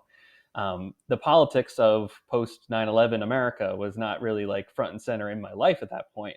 But then to like realize after like while watching that documentary, I'm like, oh, George was writing Revenge of the Sith during this time. Like this was Yeah. front and center in everything that he was thinking about when he was writing this movie. Literally, when George Bush has famously said, "If you're not with us, you're our enemy," and I'm like, "That's Yeah. Anakin. That's Anakin Yeah. right there." Yep. Yep. He wasn't pulling any punches there. He just was straight up copy and pasted that right into the script. I remember specifically like cable news segments where kind of Republicans sniffed this out and they're Mhm. like, "Wait a minute, Is we this play think about he's us? yeah, yeah, are we the baddies?" But specifically it was like, "Wait, this is saying Dick Cheney is the real evil, the shadowy presence and so on." And then be like, "Wait, why'd you jump to that interpretation?" Right? And they kind of gave away the game by saying at the time like, "Oh, this is the secret power." It's like, "Oh, okay, wait, hold on." And I think it very much felt like that in the moment. Like this is a response. It comes out even more in the Clone Wars TV show when you finally get the Yes. senator named Halle Burton to Mhm. like make the text there. And it does indict like there's the Senator Lott Dodd, which is Trent Lott and Chris Dodd combined, right? Sure. So like he was really trying to kind of make a point about all of politics, but certainly and the fact that Anakin is, a hero who just kind of Mhm. slowly heroes on both sides, as you Heroes on both reminded us, sides. That's right. and it gets pulled into this. It's like, yeah, good people trying to do the right thing can lead us astray. And I think, then you imagine, I don't know, bad people doing the wrong thing, and there we go. So, but yes, it's wonderful to see it get passed around. I mean, I think the Padme saying, "This is how liberty dies with thunderous applause." I've seen so many times, not even just in the last election, but every time somebody finds an election they don't agree with, it's like clearly the meme This to is it. trot out. Yeah, yeah. And while it feels more and more oppression, it's like, it just captures something. I just read the Reign of the Empire book. I think we Mhm. talked about that last time I was Sure. on, or I don't know. I We talked into hinted my at it. basement Yeah. wall a bunch. But I will say I thought that book did an awesome job of kind of picking up right after Mhm. Revenge of the Sith and what this would look like in a lot of those same themes. So if people like this little piece of discussion we're having, go grab that book because it's really great. Definitely recommend that. Andor's just around the corner. I gotta imagine a lot of these themes are gonna be percolating through that thing, especially through Yeah. season one. It's prevalent. Yep. Fascism and the reign of fascism is a terrible thing, and Yeah. that's why the rebellion is a pretty big endeavor at the end of the day. But also interesting because the way that George contextualizes his writing of the original trilogy now is I was writing that about the Vietnam War and Nixon, Yeah. and the United States was the empire, and the Viet Cong and NVA were the ones taking us down, and that was the Rebel Yeah. Alliance at the time. Like, okay, George, interesting how you're saying this now. I doubt you would have promoted that back then, Right.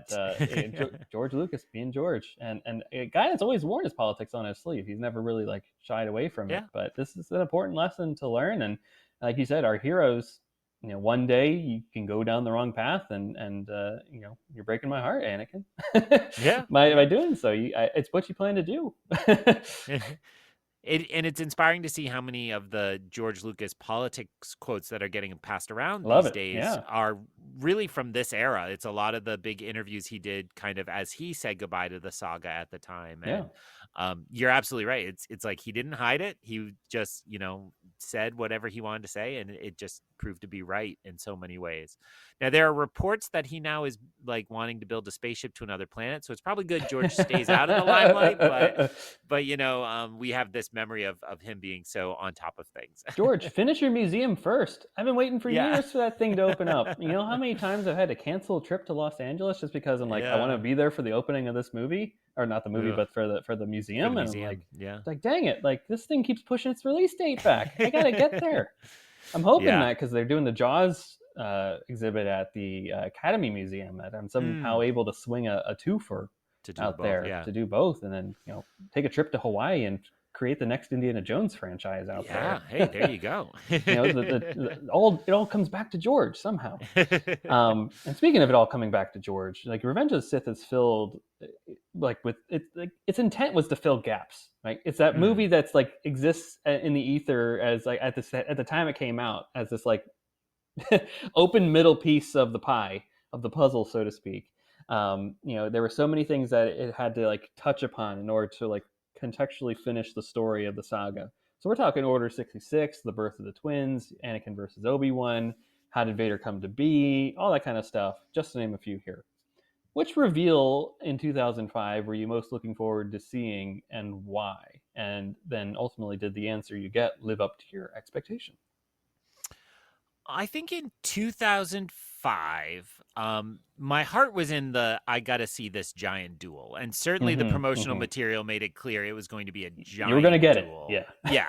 And it was going to, we'd already heard reports that Spielberg came and helped edit it and that like it Mm-hmm. was like going to be this epic thing. And so, that was the one where I was like, I know exactly what I want. They're going to give me exactly what I want. I can't wait to see it. So since I don't have a lot of interesting things to say about that real answer, I'll say the one I really hadn't figured out was what was happening with the clone troopers, because it was so Mm, clear in Attack of the Clones that they were on the side of the Republic. And there were times in the wake of Attack of the Clones I wanted to be like, no, they're not the stormtroopers. They couldn't possibly be sure, the sure. stormtroopers because it didn't kind of make The sense. So voices don't match. It doesn't make sense. yeah. Yeah. And I think so as I sat down there for the screening, I think I really wanted that answer to understand why is it that they suddenly turn on the Jedi because they're on this side, and are they the stormtroopers? Are they something else? In when Phantom Menace came out, I think George had said like, well, the battle droids are the stormtroopers this time, and that true in some ways, but not true. Mm-hmm. So it was like, Mm-hmm. where did that all kind of piece together? So that kind of leads to Order 66, which I certainly didn't expect what we got, but it, is still to this day a kind of jaw-dropping sequence, and it's overwhelming in all these wonderful ways. And again, CGI Yoda clutching his heart and reacting still Dropping his gets me. cane. Yeah. And I don't think of that as some weird little special effect. I'm like, that is Yoda, the man, Mm-hmm. like just Yoda man. That was Attack of the Clones. But it's him reacting, and it's like so upsetting. And then you realize this idea of control, and that they would all be able to just flip the switch, which has Mm-hmm. been wonderfully fleshed out in Bad Batch and other places. It all really worked really well that night. Yeah. The other one I was really confused was C-3PO, because it was like Hmm.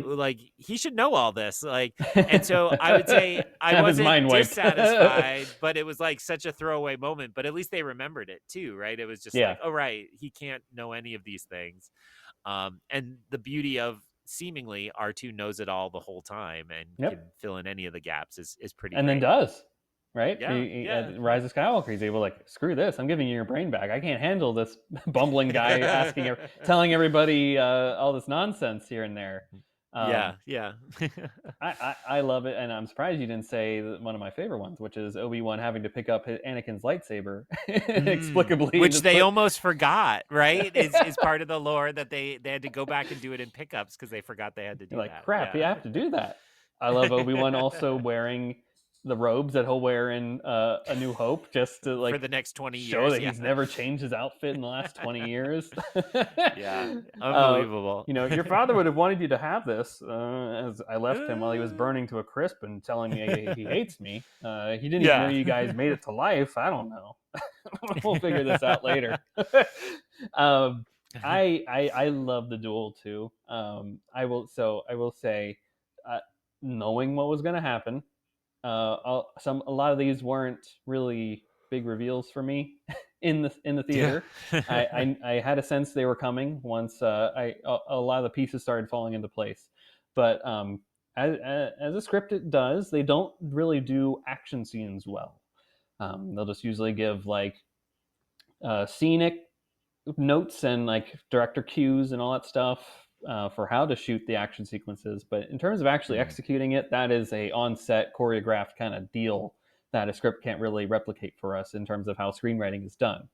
So that was kind of like the thing, and I'm like, okay, once most of the movie had gone according to plan, based off of what I had read before, I was like, okay, this is something that's going to be fresh and interesting and unique here. And boy, did that Battle of the Heroes score start pumping into the cinema soundscape here, and that those two started going after. First off, the acting. I love that scene of beforehand. If you're not with me, you're my enemy. To democracy. That's my election day thing every year. Yes. You know how much I have a mug that literally says all the line, every letter, the first letter of everything in that. And I know that's that like mug. the first thing that sits by my desk. I see it every morning when I go to the office. Nice. Like, yes, this is if only a Sith deals an absolute. I love it. Yeah. You know how many times my friends and I quoted that whole scene to each other? Many times. Same. It was great. Endlessly. I still do. I could bother my wife now with it right over there. I love that whole sequence. It was brilliantly done. I think it's some of the best. People always say like the Duel of the Fates fight is the best of Star Wars, and I would argue that this is it because it has the emotion built up over 3 movies, plus technically, 4 beyond, the 3 beyond that at this point. So you really are just getting like the full story of Anakin and Obi-Wan at this time. Yeah. And I think that the emotion with it, the stakes of this sequence too, the brother versus brother, which I think is a problematic thing because Anakin needed a father and then he found it in the person that should have, all these people should have been a father figure to him throughout the course of these 3 movies.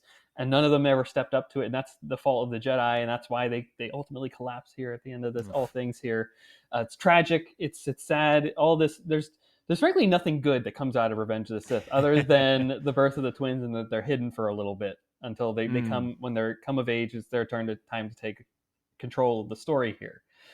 This is a dark film. I love that it goes to these depths here, but this duel showcases the gravity of the situation. The galaxy's not in a great state here, and for all intents and purposes, Obi-Wan is like thinks he's killed Anakin, and now I'm glad that we have the Kenobi series that fills a little bit of that gap there in between, where it's like, okay, he's more machine now than man. A young Jedi named Darth Vader killed him. Like, how would he know that Vader? Like the way he left him there, he was burnt to a crisp, and he probably assumed that he died there. He just wouldn't have left him there if he knew that he would have returned as some horrible monster thing. Yeah. But just excellent. You underestimate my power. Don't try it. Just that whole sequence of like, I bet you Obi-Wan had told Anakin that story of how he bested Maul all those years, and this was his chance to do that now. And get the one up on him. And it's like, okay, well, Maul had the hubris at that time. He thought he had beaten him, and now Anakin's in that situation. And it's just, that's how the dark side is. You think you have them beat, and turns out, nope, you'll just get your arms and legs cut off, and you roll down to the banks of this lava pit, and then you'll catch on fire yourself. And the worst part is, it's like, he catches on fire, Obi-Wan turns away, and then the camera turns right back to Anakin. It's like, if you didn't think this guy was catching on fire, no, we're going to zoom in right on the body and really show you this is what happens. This is the suffering of fascism right here. If you go down this dark path, this is what happens to you ultimately. Yep, You will become it will consume you. It will consume you. You'll become a fragment of your former self. No one will recognize you anymore. And you'll live in this breathing apparatus for the rest of your life as you're sheltered off from everybody. I mean, George really was like, this is a horrible life that you're going to be succumbed to. And thankfully, hopefully, if you have a kid one day, 20 years later, they'll see good in you and get through that hard exterior to pull you back for some good at the end of all things. But it lived up to the expectation. I learned the entire choreography with my buddy AJ at the time. So we spent thankfully DVDs existed, and we had a portable DVD player that we used for car rides, but we put it out into the driveway one day, and we're like, we're going to learn the entire fight choreography. So we had some Nerf baseball bats as our lightsabers, because those plastic ones from Kmart would have really hurt to be hit with back in the day. Those sting. So that was a bit more user-friendly in terms of the practicality of it all. And we were just whacking each other. And I of course, portrayed the Anakin part. He did the Obi-Wan, and we went at it. And it was just a lovely, lovely afternoon learning that. I can't remember it anymore, but I used to be able to do that. The coolest part was when they do that lightsaber thing, and then you know what I'm talking about. The twirl, they don't even touch until the end. Like, man, you're getting goosebumps just thinking about it. It's a wonderful sequence. And of course, the juxtaposition of that plus the Yoda versus Palpatine sequence that's going on too. You just get the best of both worlds in this movie. And it's such a wonderful climax. I love it. Love it, love it, love it. But we've talked about a lot of things that we love. In hindsight, is there anything about this film that you wish you would have changed or would have been presented differently? What does hindsight tell you about that? I mean, for me, there's one big one, and its name is Padme. I just think this film does dirty by Padme. How so? I love in Phantom Menace that she is so central, and that she's like, that's Princess Leia's mom in Phantom Menace. And she, in Attack of the Clones, she's still very central, and particularly in the arena battle, it's like she's just right there fighting alongside, with half as much protection, half as much clothing as them as well. But but she's like there ready to be the action hero. And then in this movie, she's just given so little, and she just sits in the apartment crying for 4 or 5 scenes. I'm not a fan of the early scene where they're talking about how much they love each other. I just think it's too dorky. Love it. Oh, man. Sign me up for more of that. I want the extended And I believe cut. that's where you can start to see that Natalie's gone off for a while and started to make V for Vendetta. She looks a lot skinnier from some of that training, and definitely a reshoot scene. Yep. Yeah. So Hayden's wig is a little off too. Yeah. It's a little rough, not just the writing. And so I think if you watch the deleted scenes, I'm not sure that's exactly the right mix of things. Like, I'm not here advocating that we just put those in and it solves the problem. But I do like that the idea of her filming those scenes and starting the rebellion essentially with the delegation of 2000 and all of that. I think that would have given her a lot more. Yeah. And then it comes to the end where I really wanted her to.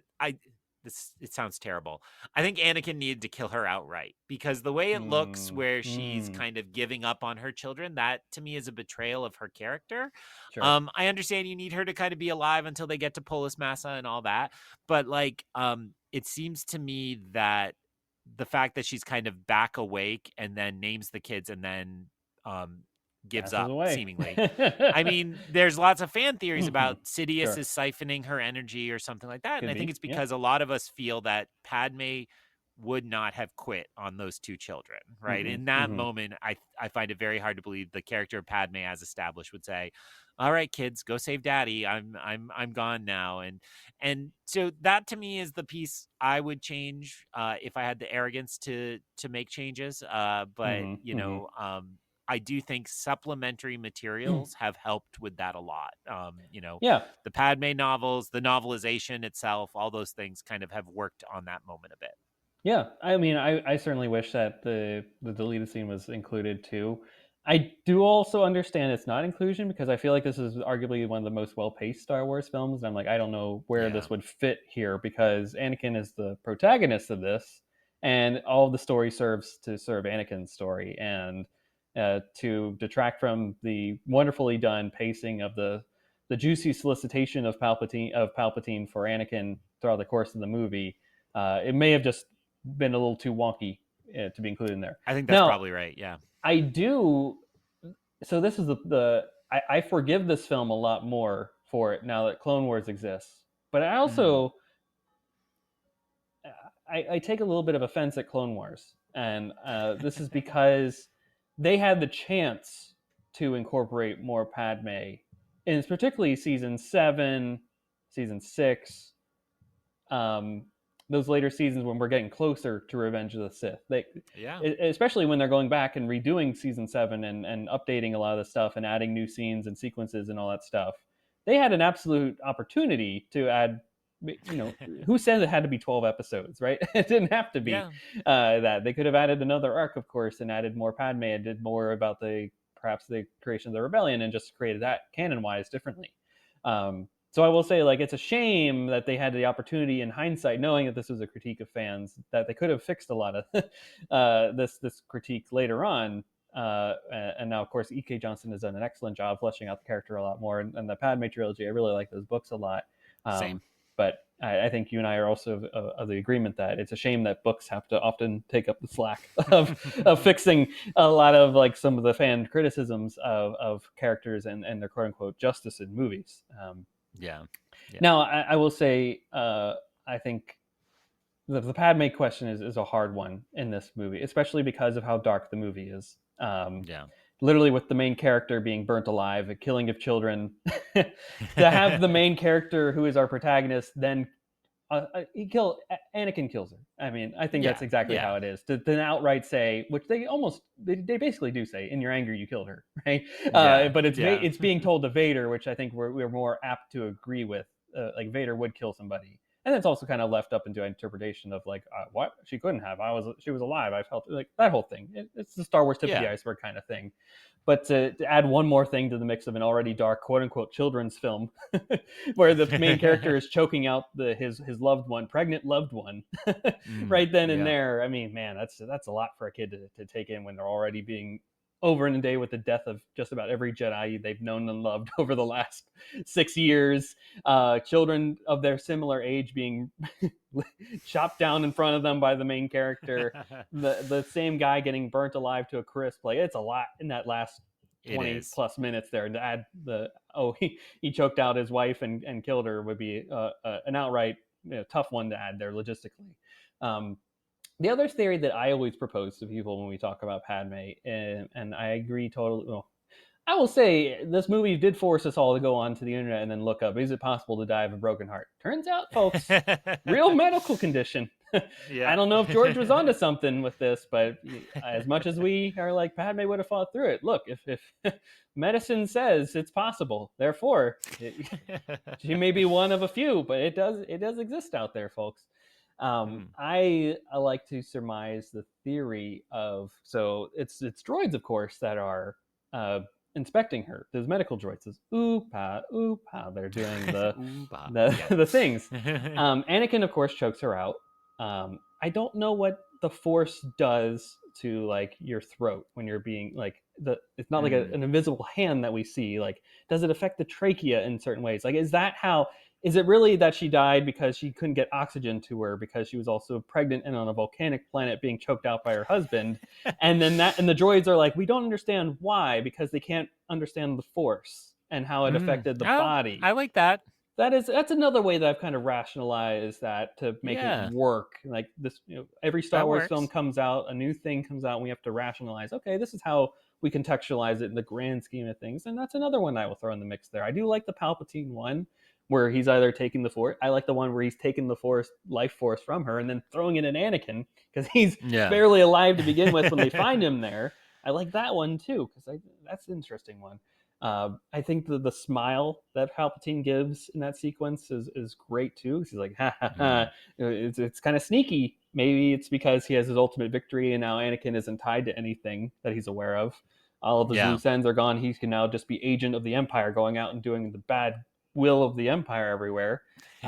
Or it's the fact that he's like that dang queen of Naboo that has been ruining my plans for all these years is now gone and out of the way. I hope those kids didn't Finally. survive because that dang princess of Alderaan will also be a thorn in my side too. But yeah, Padme. I wish we could get more. Would love Yeah. more Padme in the future. Just give me more. Take it. And just want to shout out the most recent run of Vader. Is that Greg Pak's run of the Vader comic Yeah, the book? one Also that takes works place on between this. Empire and Jedi, right? No, the one before that. No, The, there's the, another the one one. before that. Maybe I'm behind on my comments. There was a whole one where Vader goes sleuthing out that Padme lived and that the children were born. Oh, That's not that late, is it? Because he oh, works with Sabe and you I get don't the know. I think that's the same Amidalans. one. Gets the Okay. Sabe. Yep, that's the same one. Yep. Okay. Okay. Yes. That comic run of Darth Vader where Sabe gets involved. I guess you're right. Yeah, and some of it's told in flashbacks, but some of it's in that time period. So yes, Ooh, great Padme. run of comics. And the Vader Immortal series too, if anyone has the Mm. VR thing, is also exploring the chance to bring Padme back via Oh, some Sith voodoo technology. Another interesting one if folks want to explore that one too. Also great. yeah. So I'd be at fault, Greg. You've been on the show. We've talked about John Williams before. We got to talk more about the Maestro in this conversation. Arguably, in my opinion, Revenge of the Sith is like a greatest hits and then some when it comes to the Star Wars score. So, what is your favorite track or perhaps even musical beat within the movie? There are some really hard contenders here. Because I I mean, know it's a big choice here. yeah, well, and I'll certainly say that, it's striking that John Williams also thought he was done with Star Wars at this moment. And those Yep. end credits where he gets a giant suite where he brings everything together, they're really incredible. But it feels like a cheat answer because it's like I like when he does all the I good like all Star of it. Wars music at once. So, um I mean, a few moments that come to mind. Tops on my list is Battle of the Heroes. I think I that's a great mean, one. I was expecting that song because there had been the music video treatment at some And point on MTV had it. TRL. Yep. Yep. So I was expecting that, and then the fact that you mix Duel of the Fates back in at times as hmm well. Scoring of that whole sequence works really well for me. And then I was just trying to remember the track name. You can help me when Anakin's standing in the Jedi Temple or Jedi Council room, and is just kind of debating whether he should go Padme's to Ruminations. Padme's rumination.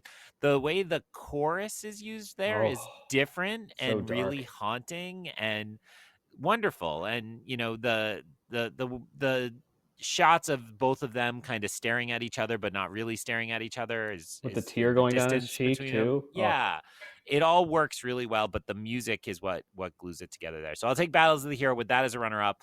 Third place is those drum beats right at the beginning where you're kind of, everyone you loves get the that kind drums. of Yeah, like, whoa, what is this? Like, this is something different. This is something new for Star hmm Wars. So those were really all three great moments. yeah. I mean, I say yes and all of that. I think you. You can't just list a track here and not like list a few more afterwards. I'm even like the General Grievous kind of theme. That's pretty awesome Mm, too. That goes running through that when they're on Utapau specifically. That's yeah. some good stuff. I always somehow in my Spotify like wrapped every year is Anakin's Dark Deeds. I'm like, man, what does that say about me? I don't know. Anakin's Betrayal, which is the Order 66 music. That's another one that just stands out every time. The birth of the twins and Padme's funeral. Padme's funeral sequence is Mm, tragically sad, and the fact yeah. that it comes up in Clone Wars too with that same sequence towards the end of the Siege of Mandalore arc. It's just another one that hits home. It hits the feels, right? I Absolutely. felt the story coming to an end when I saw Padme's funeral, and then you see Jar Jar and her family and Boss Nass walking behind. It's just like, man, this Mm, is a they're putting the prequels to bed here. This is this is yeah. over, and now we're cutting to Vader looking in front of the Death Star, and it's just, man, we're out of here. We're out of here, Yep. folks. This is Back this to is the it. OT. You know, Yeah. like Palpatine's already looking at the Death Star plans after he tells Anakin what he is. Like, I love that hidden detail. He's just looking at it, waiting for a Windu to show up and all of them, and then he's gonna take him out. Like, gosh, this is Padme's Yeah. Ruminations. I think is such an underrated track on this Mm, score. I think as time goes on, more people of the Star Wars community are naming it as such an epic suite, and yeah. out of left field for Williams in terms of like it's not the grand, robust, romantic scores that he's used to doing. This is him in his most like earnest and matured in a way of his work. Right, this is definitely. John Williams was in his mid 40s when he was doing the original Star Wars film. So, not to say like he's matured. He was a young bull back then, and didn't know what he was necessarily doing. No, we're talking like almost 80-year-old John Williams at this point putting this together here.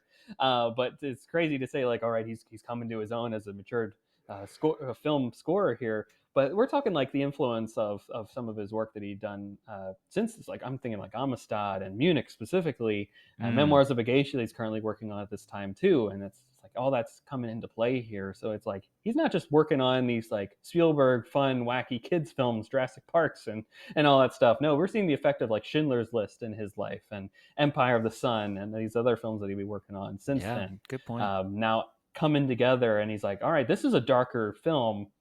This is not your just run of the mill Star Wars. This isn't the fun, joyous A New Hope that we're getting here, where they're jumping across the like Sinbad across the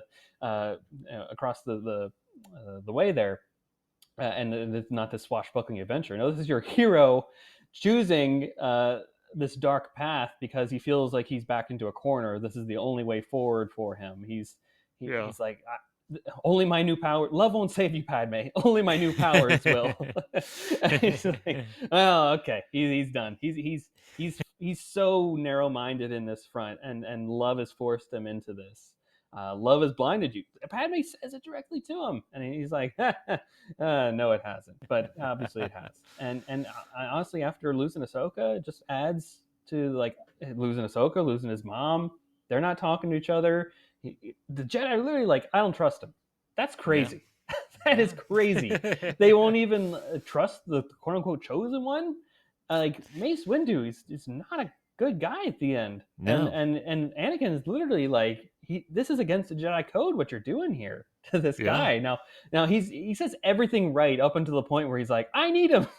I'm like, oh, there's the true thing right there. That's it. Yep. He must stand trial. He's too dangerous. It's not the Jedi way. It's like, yeah, you got it. Even Mace is like, he's kind of right here. He can't live though. I'm gonna make the choice here. I'm gonna take forever to swing this lightsaber back. Really let my arm exposed here. Um, Yeah, yeah. Ugh. just wild. But I love the score. John Williams really goes above and beyond when it comes to this. And then, like you said, that end sweet. It's just like what did I like over the last 30 years of Star Wars, and what do I Yeah, want to throw in it's here? all Let's throw a there. little throne room. Let's throw Princess Leia's theme in here. Battle of the Heroes has got up here and here. We'll just mix it all together and see how it comes out. And boy, did he just like.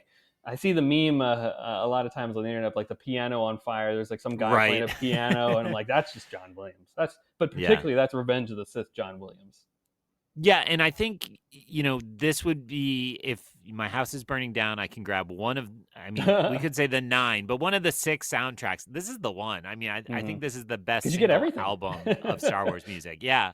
And it's just it's really, I think you had it right. He was mature, he was experimenting.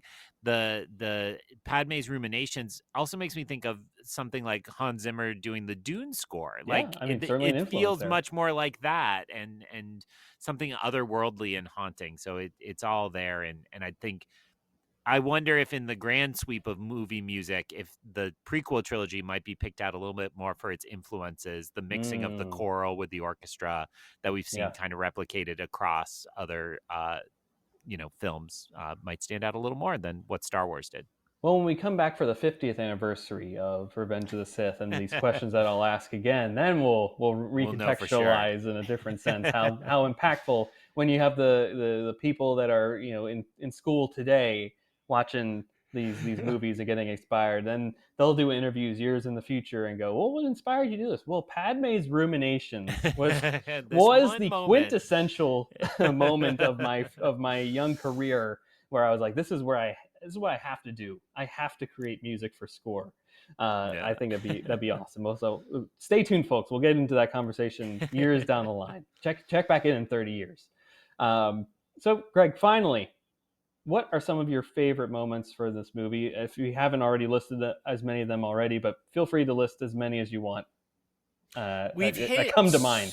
yeah, we've hit so many, but there's actually like wide swaths of the movie we haven't talked about at all. Honestly, we haven't. Yes. Yeah, the opening starship battle I think is the top Star Wars battle of the I think so. prequels. I I think would so. put it with I've always said Return of the Jedi in this one, but Rogue One actually might take a little of that away too. Mm, Rogue One is a really great space battle as well. So pretty good. but Pretty good. that the opening space battle and that whole first reel, it's really silly and kind of foolish in a wonderful way. The It's a camaraderie great you cold see open, I'll between tell you. Yeah. them, yeah, and just the kind of silliness of the elevators going the wrong way and R2D2 and the the larger B2 battle droids. Yeah, the B2s Hmm. that Super also battle have the droids. goofy little voice. You're like, "Oh, I don't know if that, but okay."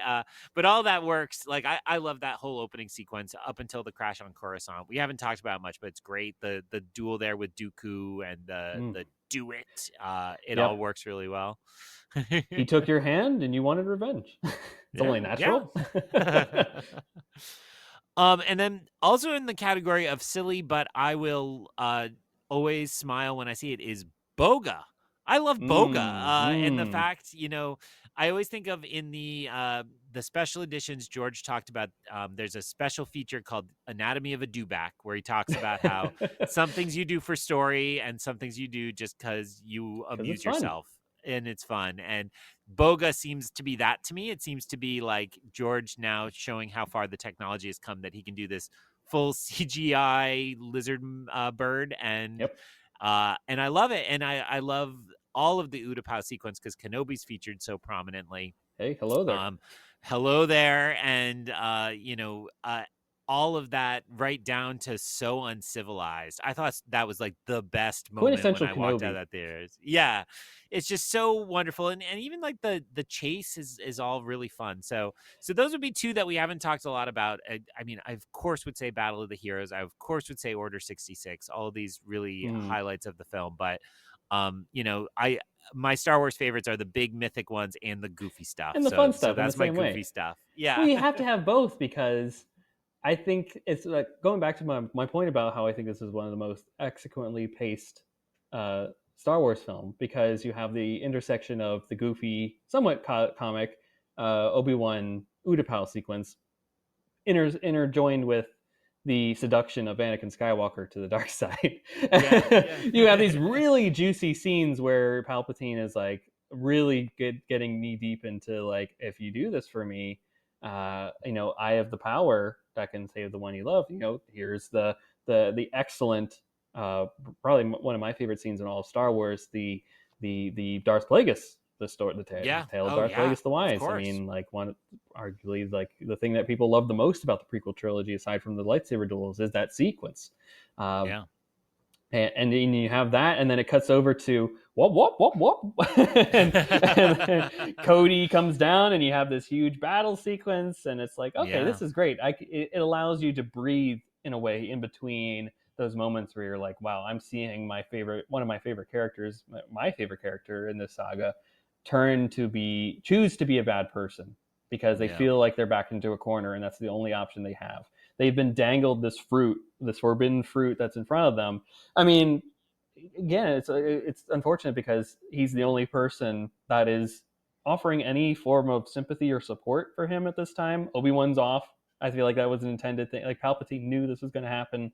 They were going to send Obi-Wan off, and he wasn't going to be helpful to Anakin like he would have been if he had been there. Probably all the other Jedi are like, I don't trust him. They've given him this assignment that kind of goes against the Jedi code. It's not even on the record. Like they've gone so far out of their way. It's because of this war that Palpatine's created that it's wild that they're in this sequence, but no one's stepping up to be a helpful thing for Anakin aside from the guy that's like, hey, I can do this for you.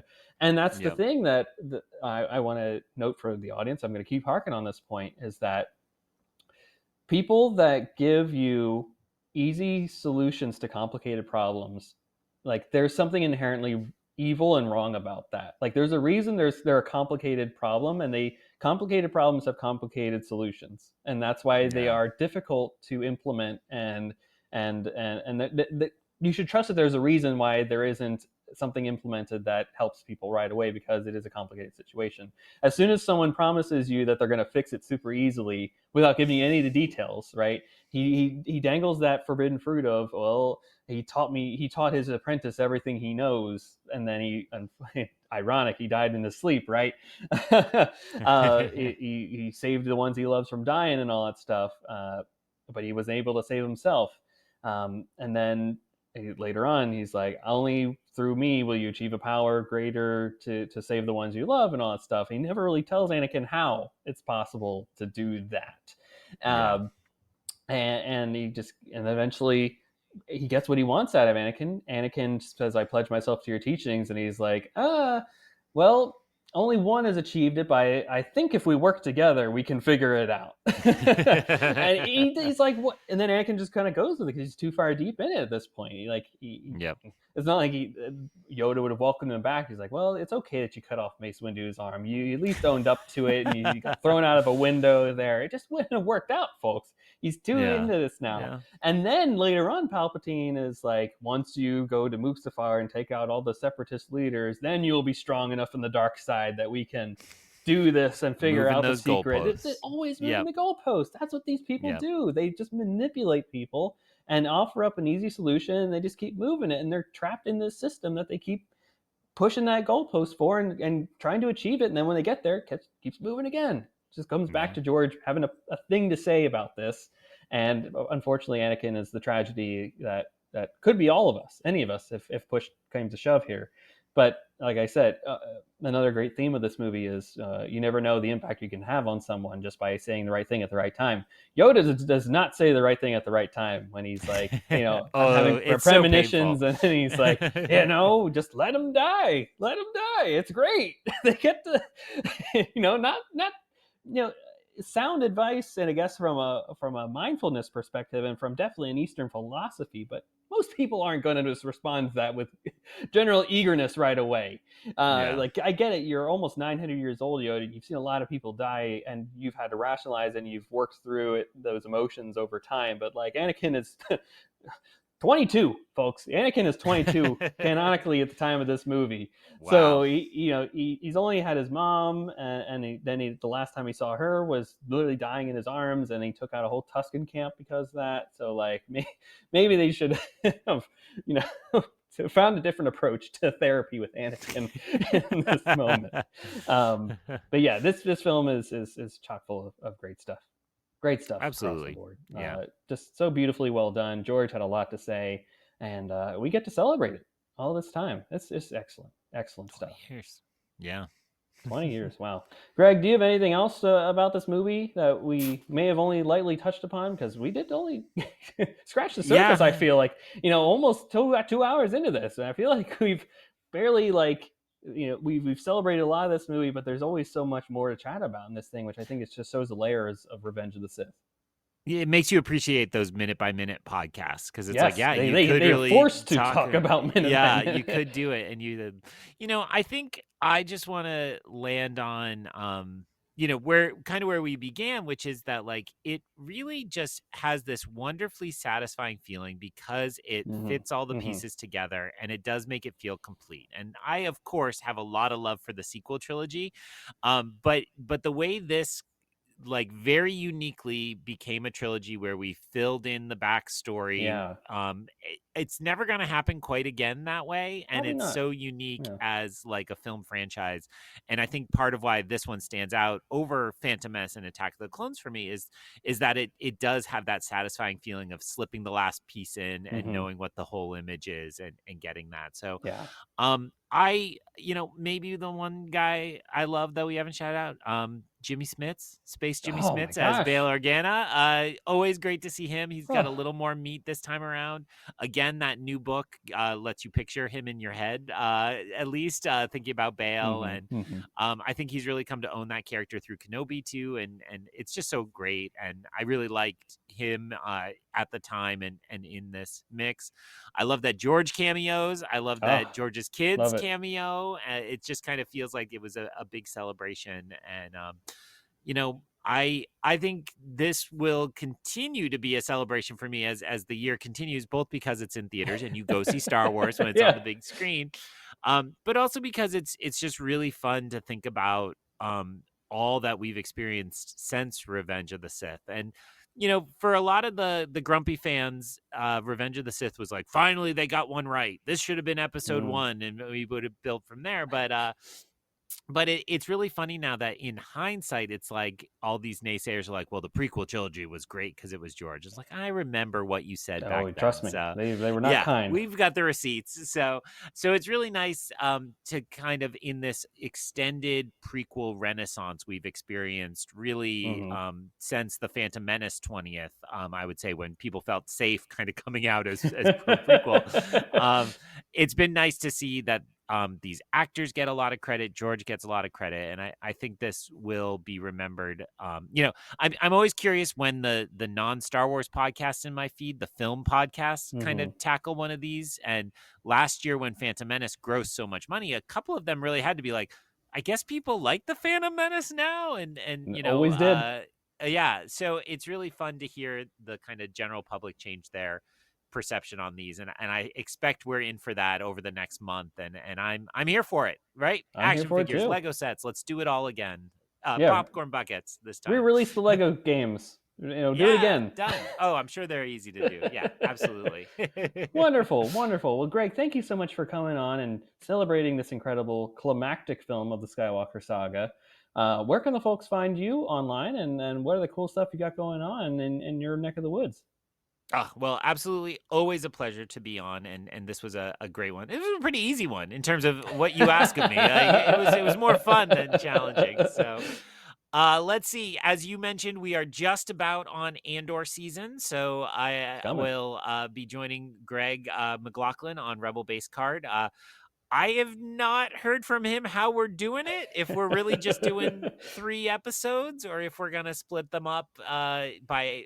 I would still be game for doing the full 12. I mean, it's all a little up in the air this time around. But all 12 at once? We'll see. Or each one individually? Sorry. No, 12 individual one episodes. Big episode. Yeah, one giant. I think with the kind of format we've chosen, we'll probably need to do them in the arcs. But I guess this is... I know he listens, so I'm live pitching him on your podcast.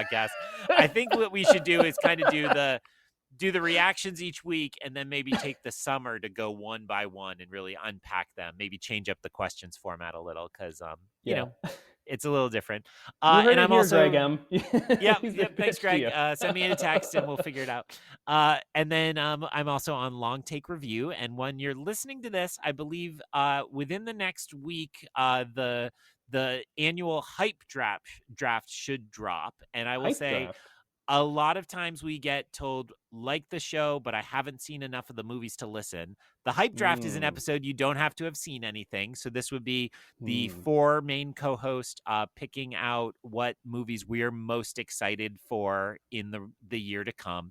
And we do it draft style. There's no real winner, but there's kind of But there are some bragging losers. rights. Yeah, I mean, maybe I picked Megalopolis last year, and so I was a decided You were loser. a winner. But No. You took a swing for cinema. I tried. I believed in you, Francis, and it didn't work out. Did you see the version with someone in the audience talk to it? Of course I did. Who are you talking to? I was Was there it you? for the preview. Were you the one talking? If only. I would have volunteered. Do you have the digital? Do you talk at home to it? Just play that scene and talk to it every week. And so it's a great episode to try us out and see if you like what we talk about. It's basically, it's not long after that we get I'm sure we'll do a Revenge of the Sith episode, and then it's Thunderbolts, and Summer then it's movie Mission season, man. Impossible, it's Jurassic Park, it's How to Train Your Dragon, everything. How to Train Your Minecraft. Dragon. It's just on and on. I mean, Minecraft's like 2 weeks away. I was told by somebody who lives upstairs that I need to buy tickets for that. So you better get on it. You get your stubs out. I got to reserve a seat. So Or is he gonna make you go to the Alamo for that? As soon as he gets a taste of Alamo, it's gonna be it's endless over. Alamo. I think Get the unlimited season pass or whatever they got. It's gonna be really bad for me if I end up with both memberships, but it could happen. No. This is good. One, you can only go to 3 a day or 3 a week on 4 a week now on the AMC stubs, and AMC. 1 a day. So you can see upwards of 15 movies a week. My math is right. Yeah, and 15 viewings of Revenge of the Sith right there. There it is, right there. And yeah, those are the places I'm on the internet, and then people can find me on Letterboxd and Instagram are my main social medias these days at EyeOnCanon, EyeOnCanon. Love it. And I know folks too. I want to pitch for the long take review. I know a lot of the Oscar-nominated films are now appearing on streaming services. So if you didn't get a chance to see them in the theater, I don't know why this year there were a lot of films that just didn't have long runs in the cinema, especially when it comes to things that were nominated. So as A Complete Unknown, Sing Sing, Anora now appear on streaming platforms. Go check out those movies, and then go check out the long take review episodes about them. They're always great. And hindsight is always fun when you listen to things after the Oscars and you're like, wow, I think Conclave is going to clear house. Lo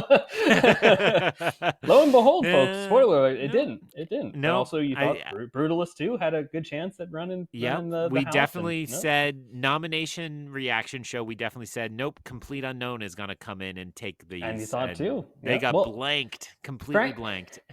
Frankly, that was the SAG Awards really threw that wrench in there with giving Timothy the Best Actor award. I felt confident, but this might change things. But no, the power of the Adrian Brody.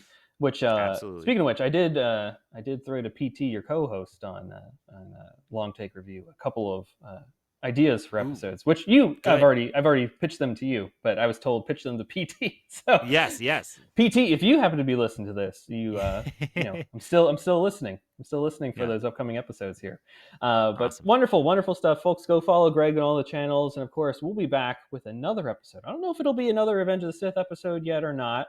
I think it might be, actually, and it might. I actually think it might. I think it might involve another long take review guest, but be on the lookout. You've for that, got the folks. good one this week. Don't bother. Skip it. Hey, no, we're equal opportunity for ideas and thoughts on the Revenge of the Sith. So we're always thrilled to celebrate it, folks. And go check out Long Take Review. Make sure you're subscribed to Rebel Base Card for whatever Greg and Greg decide to do for those episodes. And we'll be back in your feeds next week with a brand new episode. And until then, may the Force be with you. Take care.